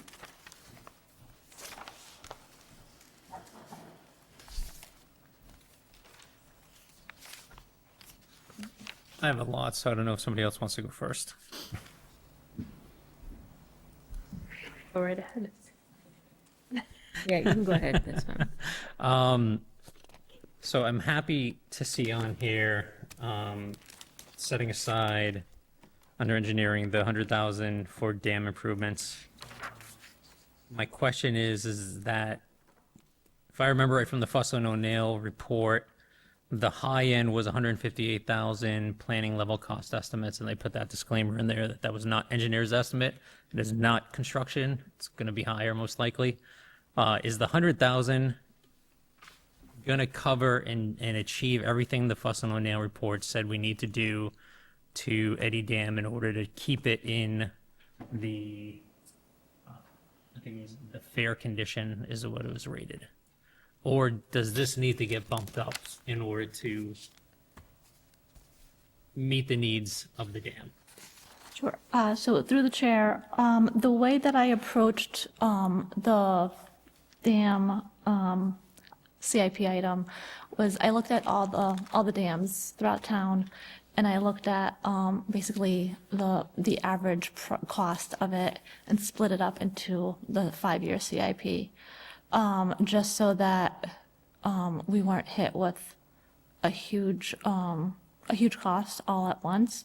And honestly, we don't really know if we could do all that work in 1 year. I'm probably going to be coming to the board next meeting for a grant request for, I'm sorry, I don't have the damn name. I think it's Leesville, the one in Worcester. We're looking for some funding for engineering costs for that, for improvements. So we're, on top of the funding for this that we included in CIP, we're also looking at grant funding as well. So looking at a 5-year plan to upgrade these dams to a good condition from FAIR. How many dams do we have in town that the town is responsible for? 4.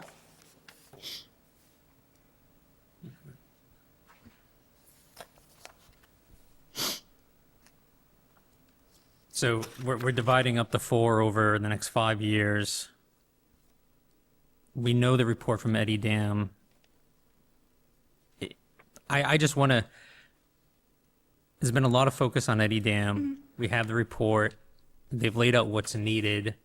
It's very similar to what they laid out in 2023 that was needed and not addressed. And I understand that, now in talking with the town manager, and you had asked for the money, it wasn't granted to do that. I just want to make sure as we keep going further and further from that initial report that we actually make the repairs before it slips. Absolutely. And I'm worried that 100,000 this year divided against 4 dams is not going to achieve that. So I guess I go back to the question is the 100,000 going to cover at least what critically needs to be done at the dam this year in order to? Yes. So there are some things that we can do in-house, like vegetation, clearing vegetation, that type of thing. So that cost can be trimmed down.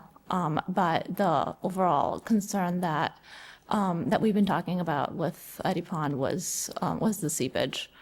And based on our conversations with DCR at our meeting, there might be some simple fixes. Obviously, we need to study this a little bit more, just to make sure that what they were talking about is something that is going to fix the issue. But they were not concerned that this was a catastrophic type of seepage. It's basically just the mortar in between the blocks.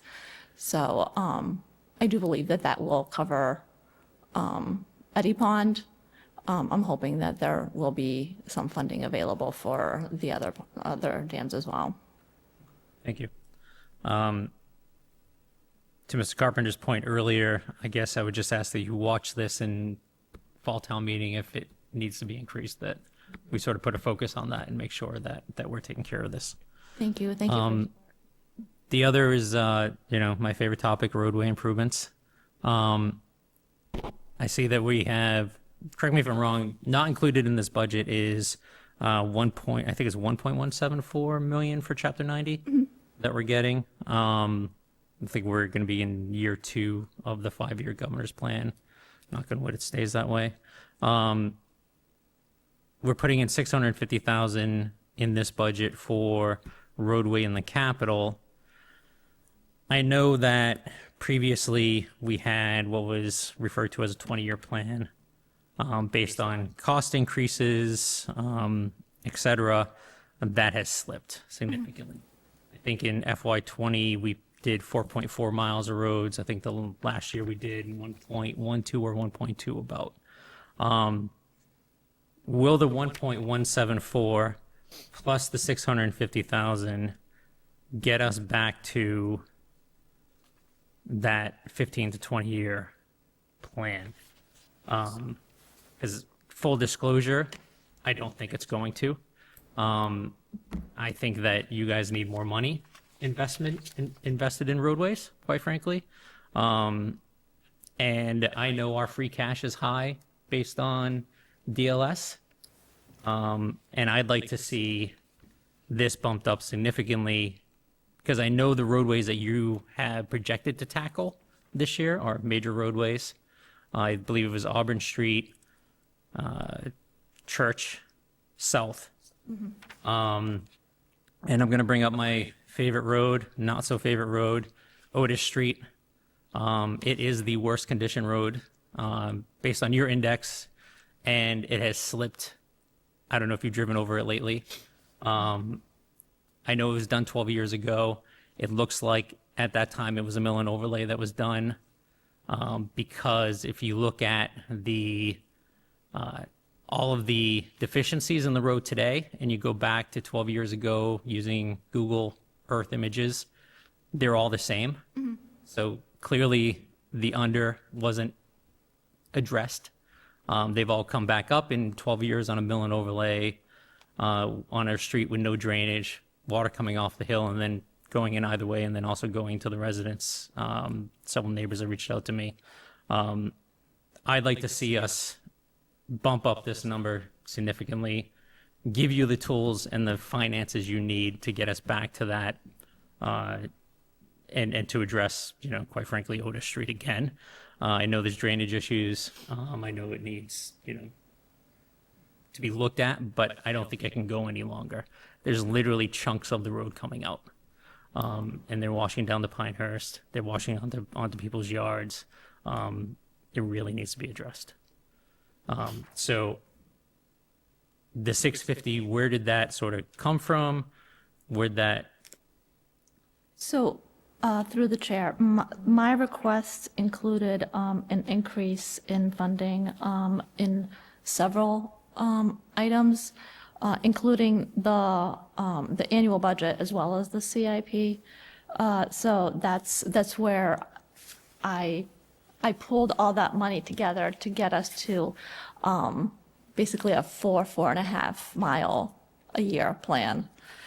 So that's why I had requested the road reconstruction in the budget increase, as well as the drainage increase in the stormwater division, as well as the roadway infrastructure and the drainage CIP in the engineering division.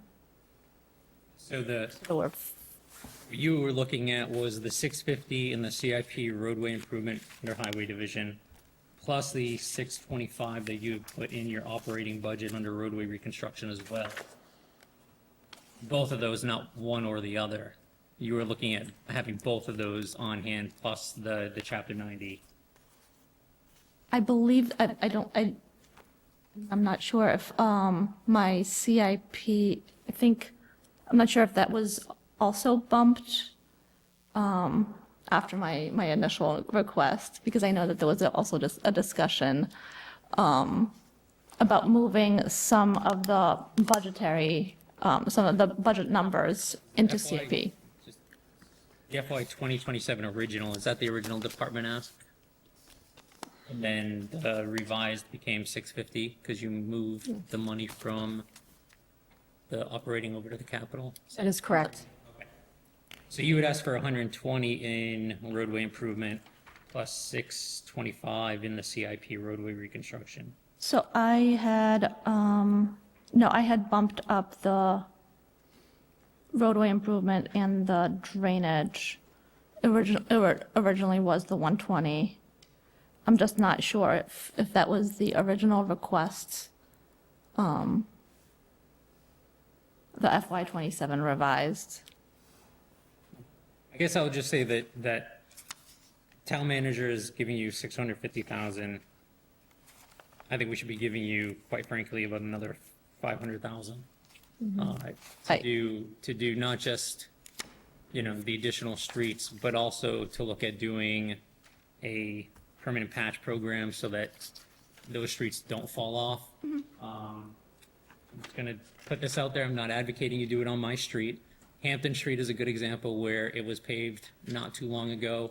There are some considerable potholes that show up. They're getting cold patched, but they show up every single time. And if we don't do a permanent patch, at some point, it's going to start eroding and premature wear it down to PCI. Absolutely. So through the chair, we are working on the next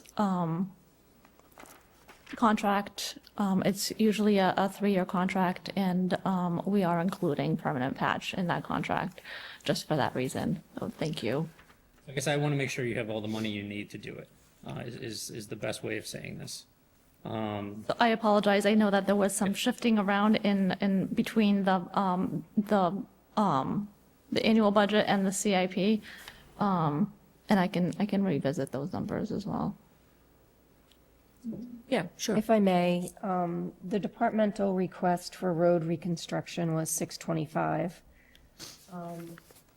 That is under the general operating budget.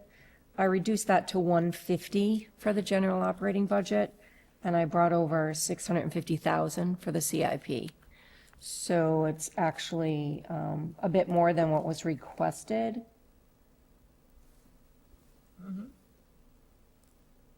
Yes, it was a bit more than what was requested. So knowing the priority of the board, talking in depth with Joanna about the 20-year plan, that was actually only legit, I think, for 1 year. In 2011. That we need to tackle this and be creative and look at, just like you said, Mr. Crane, the cost increase, the scoring of the streets that need to be done, the prioritization. We also did the same thing with another line. The drainage. Pipes, catch basins, we moved that as well. The drainage for under stormwater, so it was in an effort to put as much into these, into the CIP as possible and do as much work as we could this next fiscal year. Through the chair, what does 1.7 million in asphalt get you? Does it get you 10 miles? Does it get you 2 miles? So right now, we're paying or estimating about $130 per linear foot. And that is, I think, a little bit under 800,000 per mile. 2 miles. So again, how much was it per linear foot? $130 per linear foot. And that doesn't include any cost for drainage or anything, does it? No, that's a typical roadway, so Typical, okay. basically an average. Okay. It fluctuates if we have drainage, if we have sidewalks or curbing or anything like that, that type of improvements, then it might go down a little bit, but that's sort of the average. Okay, thank you. It's pretty much a pick up, put down. It's a book job, pick up, put down. It doesn't include new drainage. It might include curbing if there's curbing there, but I mean, luckily a lot of our curbing is asphalt and not granite, but. So in looking at the average cost, that 130,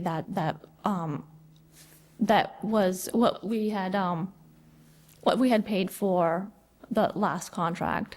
So we did include drainage in that calculation, but it depends on the road. There's some roads that have all metal pipes or just a network of spaghetti that needs to be redone. So we haven't really I'm happy to see the improved budget numbers, but it doesn't sound like we're actually reducing the overall plan. What realistically can be done in a season? Like, if we had double the budget, would that be, you could get that done? Like, is there 20 miles is the most you can ever get done in a season, or? No, I mean, so for us, for the engineering department, it's basically creating a cost estimate, putting a bid out for, 500,000 or 5 million. It's not, there's not a big difference, it's just additional numbers. As far as the construction goes, if we have a contractor on board, a lot of the work, if they start right at the beginning of the season, they're done within a couple of months.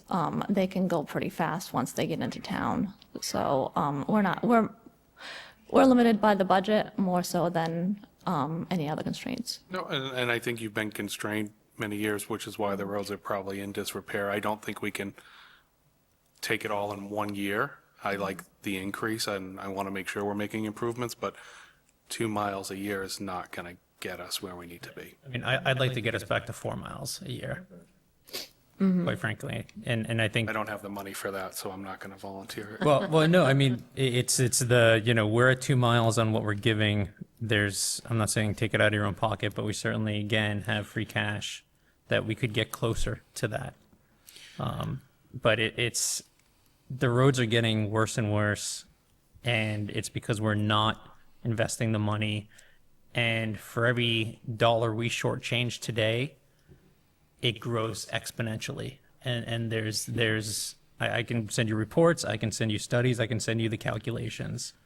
Once that payment drops off, it gets a lot more expensive for every year you let it drop off. And we're letting it drop off because we're not investing in the infrastructure. And again, the DPW director and the town manager have done an outstanding job in identifying it and increasing it in sort of the limits that we sort of set. But I think we should be going up further. So I'll get off my soapbox on roadways now. I think that's pretty much it for CIP questions that I have. Why don't we now take a look at, go through the line items then? How about the engineering budget?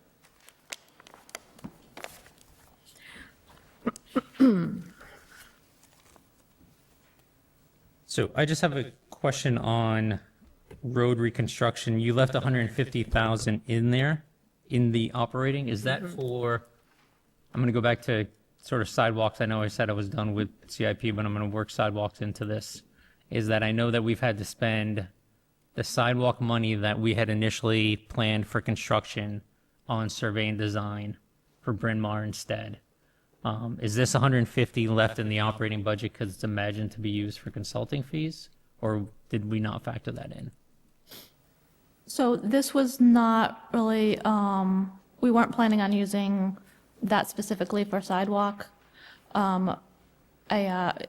There's some flexibility in having some money left in the budget versus the CIP. So in discussions with the town manager, we decided to leave some of those funds in the operating budget, and then the remainder in the CIP. So have we factored anywhere in here money for outside consultants or outside survey, knowing that, at least in the case of Bryn Mawr, we had to expend what was thought to be construction dollars for survey and design instead? So we weren't building, we were designing to build in the future. So we haven't separated that cost out, not knowing, what the future projects are going to be. The Bryn Mawr sidewalk project is going to be, telling in what the design cost is versus what the construction cost is.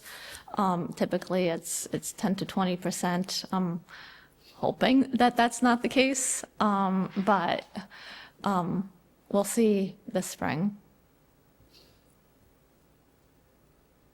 Okay, so I guess I'm concerned that we're not building in any money for survey and design, knowing that we have that need in-house.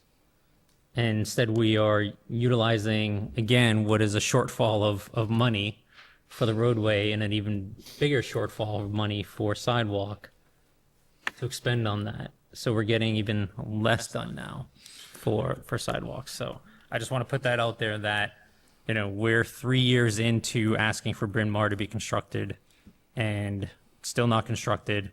And it's because we've had to spend money on surveying design because we didn't have that capability in-house with our staff. And yet we're still not building in some money in here for survey and design to avoid that in the future. Yeah, no, I agree. We should have contracts in place for these type of things. And I think we brought that up when we discussed Bryn Mawr the last time. 3 years is obviously an unacceptable level of time for a sidewalk to be constructed. So we need to do better when we have these type of projects, because we can't have 3 years for a sidewalk. And I know you've been working on it, but again, it's, the resident has 3 years of an unsafe walking in the road situation, so we now have a public safety situation that we, at least in some fashion, are culpable for. And again, I think that we need to be ahead of the 8 ball with these contracts in place so that we can, when a culvert goes out, we actually have somebody that we can call. We can't wait 2 years for Water Street to reopen. So I'm not going to go off on a tangent. I'm just agreeing with Mr. Crane that an ounce of prevention is worth a pound of cure. And, you know, it's the budget, which, and I also agree with Mr. Chambers, we can't do everything in 1 year. And yes, we have a lot of money in free cash, but we also have unanticipated needs on the building side that we haven't even tackled. So we can't spend it all in the first year that we're in struggle. We do have to be strategic in that area. But, you know, I would like to see us be a little more forward-thinking about getting those contracts in place so that we can start when the problem is, and we're aware of the problem, so that we can get people, and if there's grant funding and everything else, we can actually address it, type of thing. But anyways, I appreciate everything you're doing. I know it's a tough job. I know you've been down a sewer superintendent, so now you have a very experienced gentleman. He'll have to learn the Auburn way of doing things, but it sounds like he'll jump right in with both feet, so. So through the chair, if I may, so the Bryn Mawr sidewalk is a little bit more of a special case, just because when the issue of the safety was brought up, the Highway Division actually did create a walking trail to keep those residents off the roadway. So we did try to address that in the immediate. So now we're looking to construct a paved walkway, handicaps accessible, the whole 9 yards. There are constraints that we're working with the engineer for, just because there's some, I can update you on at the next meeting on some of the projects, but I understand that it has taken some time, but there have been steps taken in the meantime to address those safety concerns. If you were living on that street, would you be saying nice things about our stuff? I think we have to put ourselves in the case of the resident who for 3 years, so we have a walking path that isn't handicap accessible. That is something that now we can't clear as easily because it's earth, not bituminous. And again, we're not here to talk about Bryn Mawr, obviously. And we just need to think of the resident and the residents and how that reflects on the department and the work that you do. It definitely affects your reputation as a department and everybody who works. So I don't want people going around with negative impressions of anybody working in any department in the town, even though I know that's an impossible goal.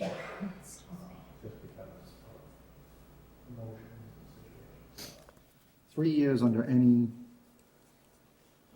objective criteria is too long for a sidewalk to be down. But anyway, we're here to talk about the budget, so. I will say, I do live in that neighborhood, and it is markedly better than what it was before. So Thank you. there, I mean, it is not a fully accessible sidewalk, but it is also not walking on the side of the road, on a blind turn, so it is so much better than it was before. Thank you. Through the chair, I think it's important to say, and I agree with the board members that are talking about this 3-year-long project. When I first became town manager interim in February, Joanna and I had a conversation about Bryn Mawr, and we were moving forward to get it done. And it wasn't until, unfortunately, her and I worked together to talk about it, to move it forward. Prior administrations, it wasn't an important topic because Bryn Mawr wasn't necessarily in the top of our priority list when it comes to scoring or whatever. So I know it's 3 years for the neighbors. 3 years is a long time. It's unacceptable. But for us, for Joanna in particularly, it's been less than a year, and the design has been brutal from what I get briefed on every week when I meet Joanna. It's been extremely difficult and a lot more comprehensive than I would have ever thought, but it's going to be done right. It's going to improve the whole neighborhood, and hopefully, as soon as we get that done, the neighbors will be happy. But I do agree, it was a long time coming, and I think we'll all be very happy when it's done. Thank you. So on that same note, there's no placeholder in here for Water Street, correct? And my concern is that if we have no placeholder in here for Water Street for this fiscal year, if you have a design that's ready to go in May, but there's no money set aside for it, we have to wait for the fall town meeting to allocate something, which means we're not getting Water Street addressed until at the earliest April of 2027. And as Mr. Carpenter said, that's 2 years to have Water Street closed, which is 1.5 years too long. If I may, through the chair, Joanna and I have had a lot of conversation about this because we had the opportunity to get a grant for the design of Water Street. We started going down that line of getting all the information together. We decided then to use the funds that were appropriated at Fall Town Meeting, start the design now, and go for a grant for construction. So that is, you can give an update on that if you'd like, but we understand the importance and the urgency. I just felt like, we both felt like if there was an opportunity to get a grant for construction, we should at least apply for the grant for construction. The design is going to take a matter of, I don't know how many months, and you can fill that in, Joanna. So whether we put it on the annual town meeting as a capital item, just to be safe, and hopefully get the grant, and then maybe turn back the capital item. That is something that makes sense, but I didn't want to just automatically ignore the grant. And if you could fill it up in for what I'm missing. So there were 2 rounds for the grant, and we're looking at further down the road, further down in the year. I'm not exactly sure when that second deadline is, but what I didn't want to do is when we found out about Water Street last fall, we had preemptively put in a request at town meeting for the design and for the construction. And that, looking back, hindsight being 2020, the construction just, it wasn't ready. So once we have a better idea of what it's going to cost, right now, the engineering company is doing the survey. They were scheduled for borings this week. I don't think that they made it. How come? Because they would have to bore through a few feet of snow, but so they are working on the design. Obviously, it's a culvert, water, environmental issues, so there's a lot of environmental engineering that needs to be considered. So I will come back to the board, I think it's March 9th, with an update on my projects, but I just didn't want to be preemptive and making that same mistake again, knowing that there's also grant funding available. Thank you. Any other questions about the engineer budget? All right, next is is stormwater. So I just wanted to make sure, only because I didn't see, it didn't jump out at me, but the replace pipe / catch basins was 250,000 down to 50, and then it says capital, because I think you moved 200,000 to capital. That is correct. What account was that moved to? Just in the want to circle it on my notes. engineering, DPW, drainage.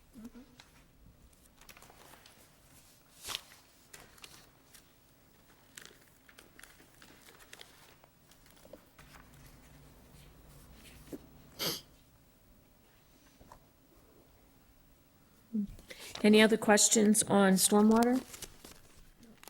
All right, moving, we'll look at facilities.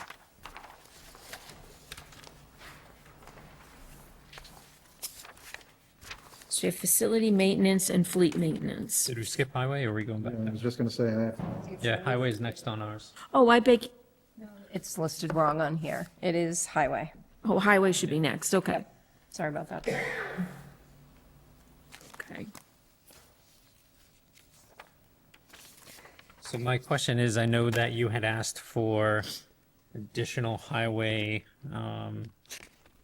staff. Is that being funded in this budget? I think you asked for Chair. 2 additional. Through the chair, the additional highway staff person was not funded. I did fund a temporary intern for engineering and also for fleet maintenance. I guess I would just, I think I had said this when we said our budget priorities mine was DPW, DPW, DPW. Specifically, staffing, because the highway staff are getting pulled in 20 different directions to do 20 different things. Sometimes it's their regular DPW jobs, and then other times it's special projects. And there's certain things that are slipping through the cracks because they are working on Camp Gleason, or because they are working in order to save costs on that project, or they're working on Goddard Park in order to save costs on that project, and they're not doing the stuff that they're actually able, to do, like potholes, like pavement markings, like everything else that we ask them to do. So, and these are the same folks, correct me if I'm wrong, that are also repairing the catch basins that we're all reporting, that we're putting more money into, and we're going to expect them to do more of them, but we're not providing the staff to do it. So I guess I would have, my own personal preference would have been to forego an intern in engineering or a part-timer in engineering, knowing that we have 3 PEs in engineering, oversee those projects, and instead prioritize a frontline laborer who's plowing, which we all need right now, who's, filling potholes, who's fixing the catch basins, et cetera. Yep. Through the chair, thank you for bringing this important topic up. It is something that I labored over. The reason I chose to fund the interns is because it is less expensive, and I felt that having 2 people in 2 different areas was very helpful. The other thing that you are not aware of, even though I think it was brought up in the past, but I don't think it was ever actually committed. Joanna and I have had a lot of discussions over highway people doing work that needs to be contracted out. We have stopped that practice as much as we can. I think there's a couple things that were still in the works, but we have committed to having highway people do highway work and catch basins and things that are important that have a huge impact in our neighborhoods. So we heard this board loud and clear last year when this was first discussed. It was a way that previous administrations tried to save money, and in reality, it was really difficult to get some work done, and I think it was difficult for Joanna to manage as well. So happy to say the budget does not include any of those types of special projects, and my decision to do interns, again, was because of the cost and to stay within the parameters outlined by the board.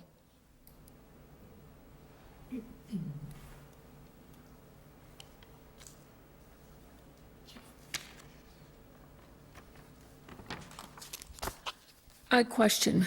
You brought up extra highway workers to do plowing. Do we have any extra vehicles for highway workers to do plowing with? Or are they all being used by the people we employ? So, I mean, at this point, I think, like I said earlier in the evening, we didn't have any spare vehicles. Yep. That being said, if we have highway vehicles that are not being used, then we'll use other divisions. We'll Okay. have the sewer employees use those vehicles. Or, it's basically it's a fluid situation. each So storm. it sounds like we're not, sounds like we're fully using the fleet that we have, whether or not we have these other employees. Correct, thank you. Okay, any other questions on highway? No, all right, so now we can look at, what's next, facilities? Yep, okay. Yeah.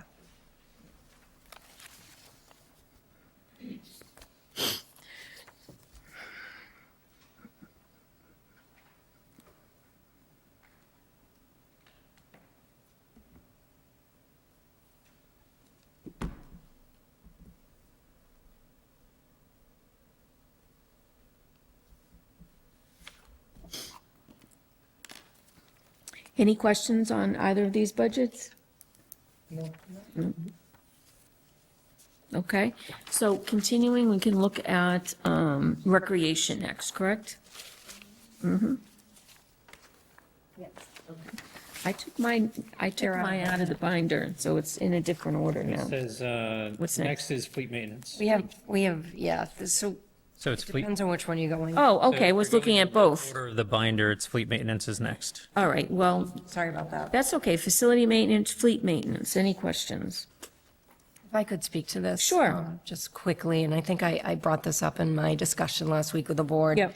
And I know some of the board members attend the finance committee meetings or at least watch them after the fact. Our goals and objectives with fleet maintenance was to properly fund the actual work that needs to be done. Our fleet department is extremely talented. We have new guys, not that the old ones were bad, but we have new guys, new set of eyes with different ideas and thoughts and a great work ethic. And this is the first year I'm pretty proud to say that it's properly funded based on past expenses, institutional knowledge, and what we've been dealing with the last few years. I think it's now in good shape for Peter to take over because now this is his department. So when there's a shortfall, we know who to look for. But if you look at each of the line items for motor vehicle repairs, you will see an increase. And those increases are based on actual tracking of the departmental vehicles that are being done by in a work order system. So I just wanted to start off and say that. Okay, questions on fleet maintenance? Okay, so next we can look at Parks. parks. Parks. And just to confirm, the park laborer position was not included in the budget. That is correct. Question, we do hire part-time help for the summers, do we not? We Yeah, do. Okay. We've had some trouble finding people, but Yeah. but we usually get a few a year for Good. parks and cemetery. Okay. Is that the seasonal parks account that's at zero? Yes. So through the chair, there's a note at the bottom of the budget, and there. I'm sorry, it's cut off on my printout, but On ours too. I apologize. Realize that. So the seasonal parks is intended to be paid out of the parks revolving account.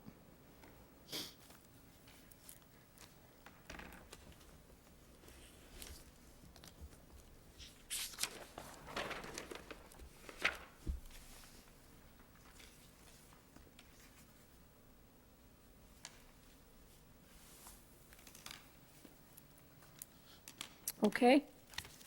All right, moving on from parks, let's look at Packagug Golf Course. Any questions?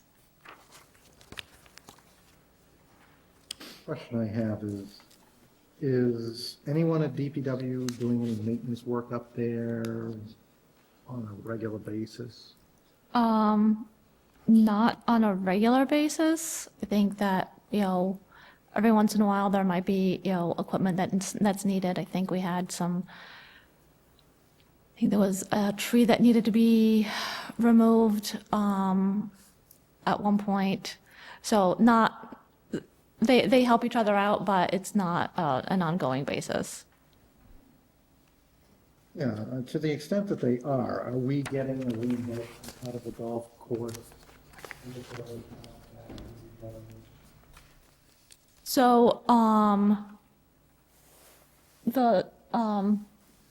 Karen actually tracks our indirect costs, but there are also, times that the golf course, employees, work on, they'll plow for us, and, also help out with improvements at the town hall. So I think it evens out just because the golf course staff aren't working on the golf course as much during the winter. They'll be maintaining equipment, but there's other things that they can work on at the DPW. Now, didn't we designate special employees up at the Packagug Golf Course to do plowing? So that's a separate job. That's not them getting paid their normal hours. So technically, yes, but they're only getting paid for overtime, so outside of work hours. So they're, so during the day, they're not getting paid out of the snow and ice budget. Everybody's considered a regular town employee during the day. I know I've been an advocate for utilizing golf course funds. I'd like to expand the account, but I know on the capital side, there's been a lot of investment or planned investment on that.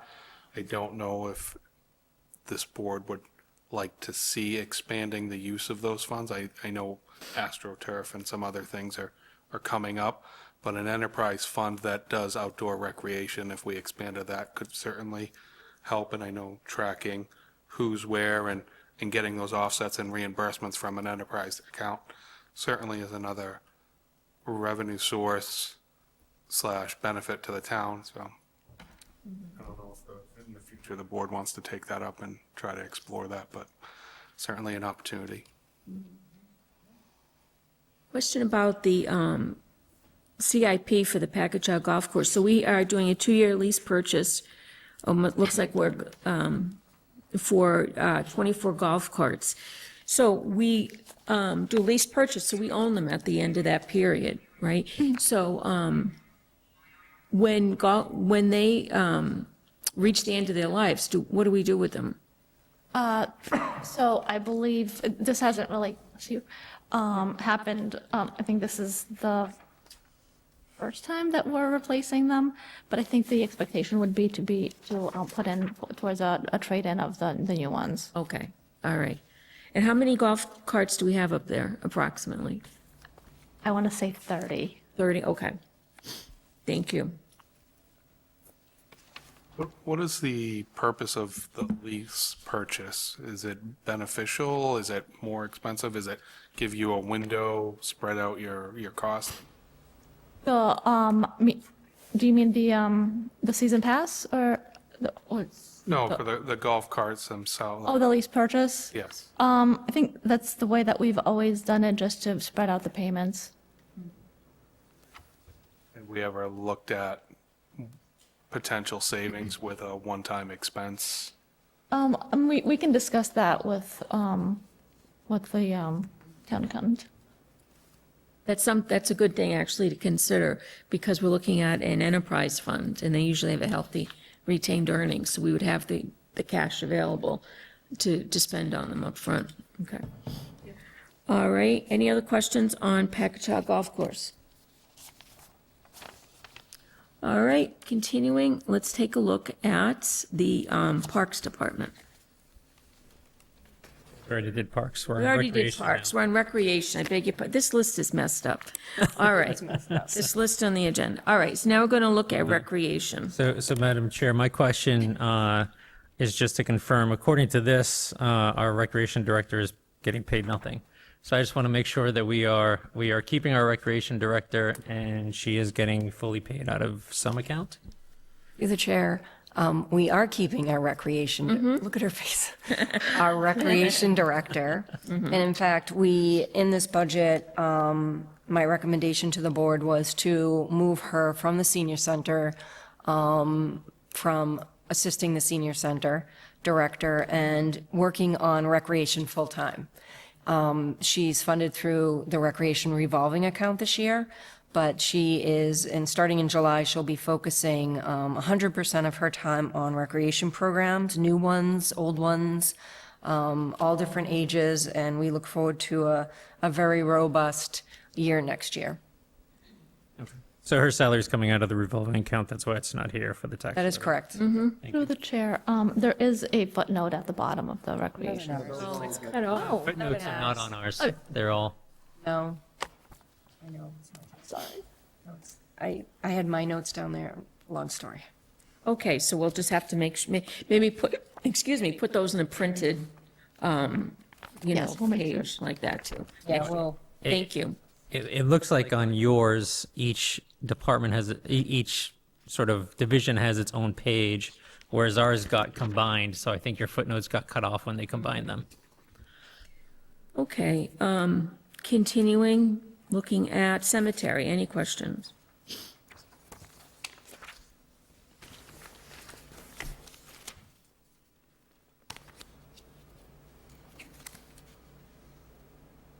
Actually, can I go back to recreation? Sure. We have an increase of $4,000 in the 4th of July. I assume that's fireworks. I thought that Eastland Partners was contributing towards the fireworks as part of their LIP agreement. Is that not the case? if I can, through the chair, it is in the Eastland Partners agreement that they have with the town of Auburn. The primary purpose of those funds is for the roadways in that area, if you look at the item. In addition to that, and actually regarding those roadways, I have talked to Joanna to incorporate them as we can as well as needed. They do provide us with other avenues that we can use the money for. I was focusing more on the original intent of the roadways before I touched on this, but you're absolutely right. It is listed as one of the areas that we can possibly fund in the future. Okay. Yeah, the LIP for Eastland Partners predated me, so I just always hear everyone saying that they're paying for fireworks, so I just wanted to check on that. And fireworks went up considerably this year. Thank you. Well, it is the 250th. There's going to be a lot of demand. Okay, any questions on cemetery?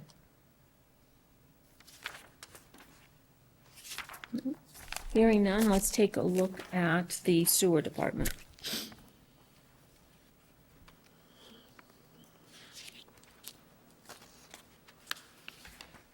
Any questions?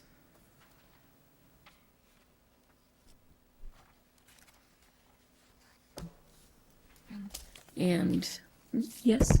Oh, I'm sorry. I was going to ask Peter anything. Oh, I'm sorry, you're right. He actually didn't do the budget. He didn't, yeah, let's not put him on the hot seat right now, okay? We'll come back tomorrow, all right.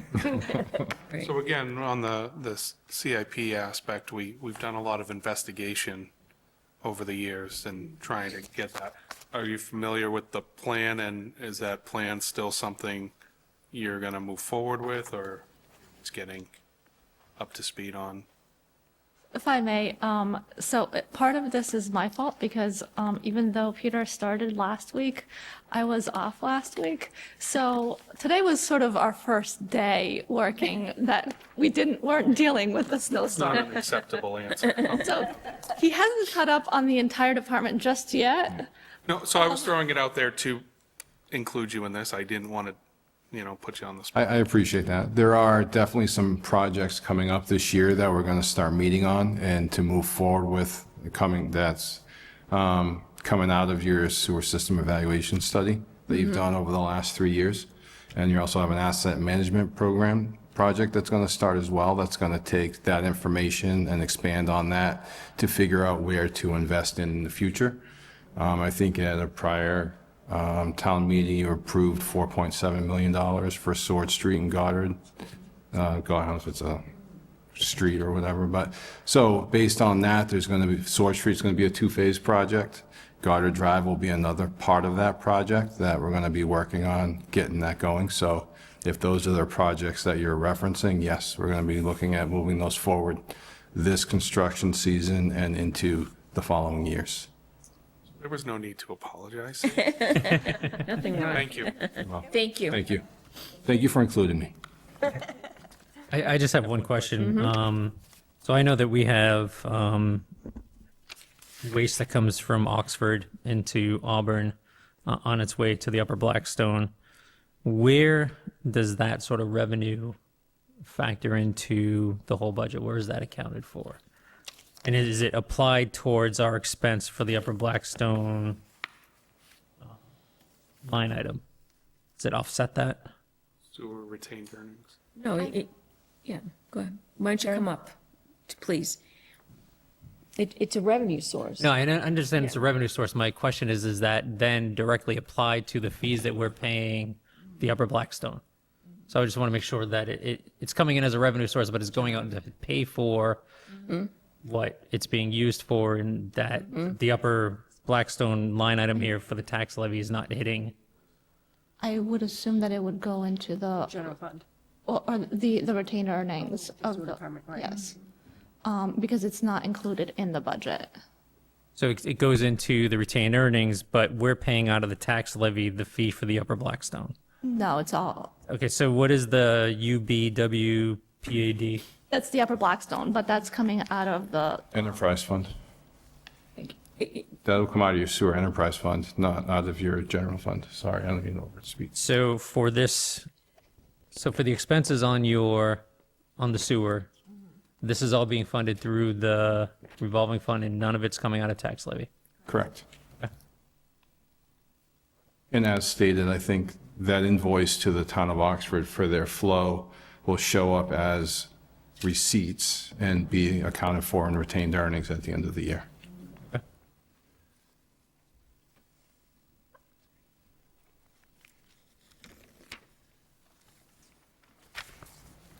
Okay, any other questions? Great. Is that on that budget? Thank you. Thank you very much. Thank you. Thank you. Nice to meet everyone. Nice to Thank you. meet you.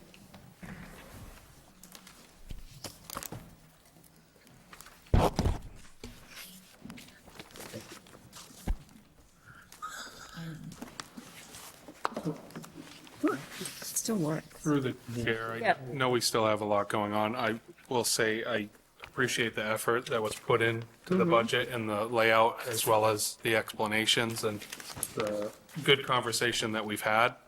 Hopefully, in the future, we continue to have these conversations, but I think it helped facilitate that, and, I mean, it's gone pretty quickly. I mean, for everything that's going on, we've Right. had good discussion, and Yep. it's helped facilitate, so appreciate the effort that's been put into this.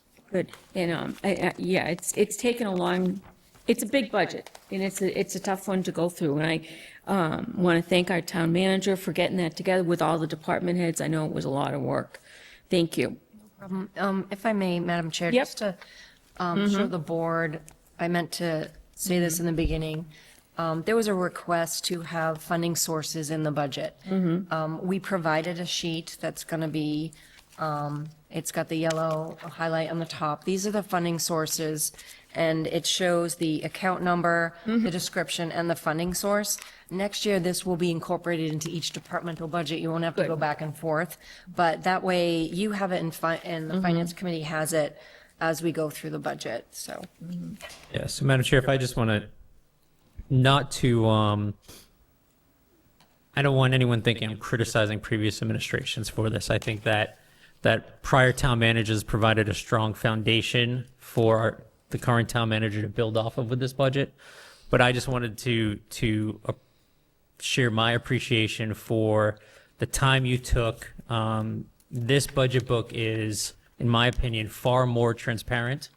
A process for both the select board and the finance committee and eventually town meeting, should they dive in line item by line item, where we are now seeing what our departments are requesting in order to make their operations, whether it's staffing or accounts, to provide the level of service that they want to provide, that the public is demanding, that the boards are demanding, contrasting with the town manager's final recommendation. As we know, previous ones always had that number magically the same, even though we knew it wasn't magically the same. We're now able to see, okay, based on the priorities and the constraints and the 2.5, or not going to the full 2.5, what we're able to get, what is being prioritized and isn't being prioritized in the town manager's budget. And I just want to thank you for listening to us over the past, at least me, the past 3 years. Even when you were assistant town manager, hearing me say the same stuff to then town manager, and going through and really taking it to heart. Again, I compliment you for this budget book and for this process that you did. I know not everyone is coming out happy with what they're getting. I respect that. I understand that.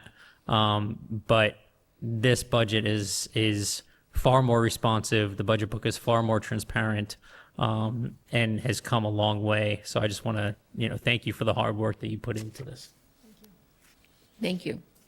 And I'm not going to compliment you at all, because your head is swelling as I see it. But no, the only thing, because I hate to be a ditto, I do want us to build in over the summer some time preparation for special town meeting. And I know at least 3 of us are still going to be sitting here during that time. So unless anybody objects, I think we do need to put some more time in, and hopefully we can also get some meetings between this board and the finance committee and the school committee and try and create a special or a regular cadence where we're keeping in communication with each other so that we are aware of the needs of the individual units that make up the town. So it doesn't matter where your money's coming from. It's the town budget. You're a town employee. Nobody's this or that. They're just a town employee, and we want them to have what they need to the extent possible. Thank you. Okay, so the town manager has presented the budget to us. Do I hear a motion? So before we do that, Madam Chair, I just want to point out, town bylaws, section 3.06, parentheses 1, allows for 2 recommendations. Allows for a recommendation by the town manager to finance committee and allows a recommendation by the select board to the finance committee. Again, I think that this board has been a pass-through in the past, because again, those numbers always magically were the same. We're now seeing that they're not the same, because we asked to see them, we asked for the call out. And again, the town manager did an excellent job of asking the departments to provide the real look. And we even heard tonight that even some of them didn't even go provide the real look. They were frugal.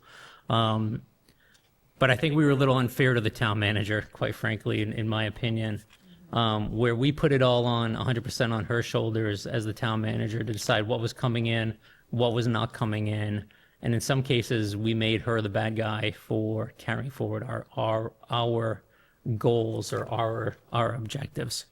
And the budget she provided, it met a lot of those. It came under the 2.5% that some were worried about. It balanced staffing needs and departments and overtime. But in some areas, at least for myself, I think that I'd like to build off of what she provided and have a separate select board recommendation. However, it's 9 o'clock at night. I know everyone's tired. If I'm the only one that feels that way, I'll hold it. But just some ideas of what I'd like to see is I'd like to see us put more money into the roadway, an additional 500,000 into the roadway budget for free cash. I would like to see us, I understand what the chief and the deputy chief said, but I think there was a real expectation that that overtime budget was going to come down. At least that was my expectation. From the 600,000, I would like to see us funded at 500,000. And then if they do go over, then they should go to finance committee and they should justify why, with the full staffing, with the minus the 3 weeks, that they're still, exceeding what we were spending. There's some other things I think we should provide at least one highway maintenance person to DPW to help do all of the work that we are now insisting DPW do, that we're giving them more money and asking them to do. So there are small changes like that. The school department, I understand that we were able to move 30,000 into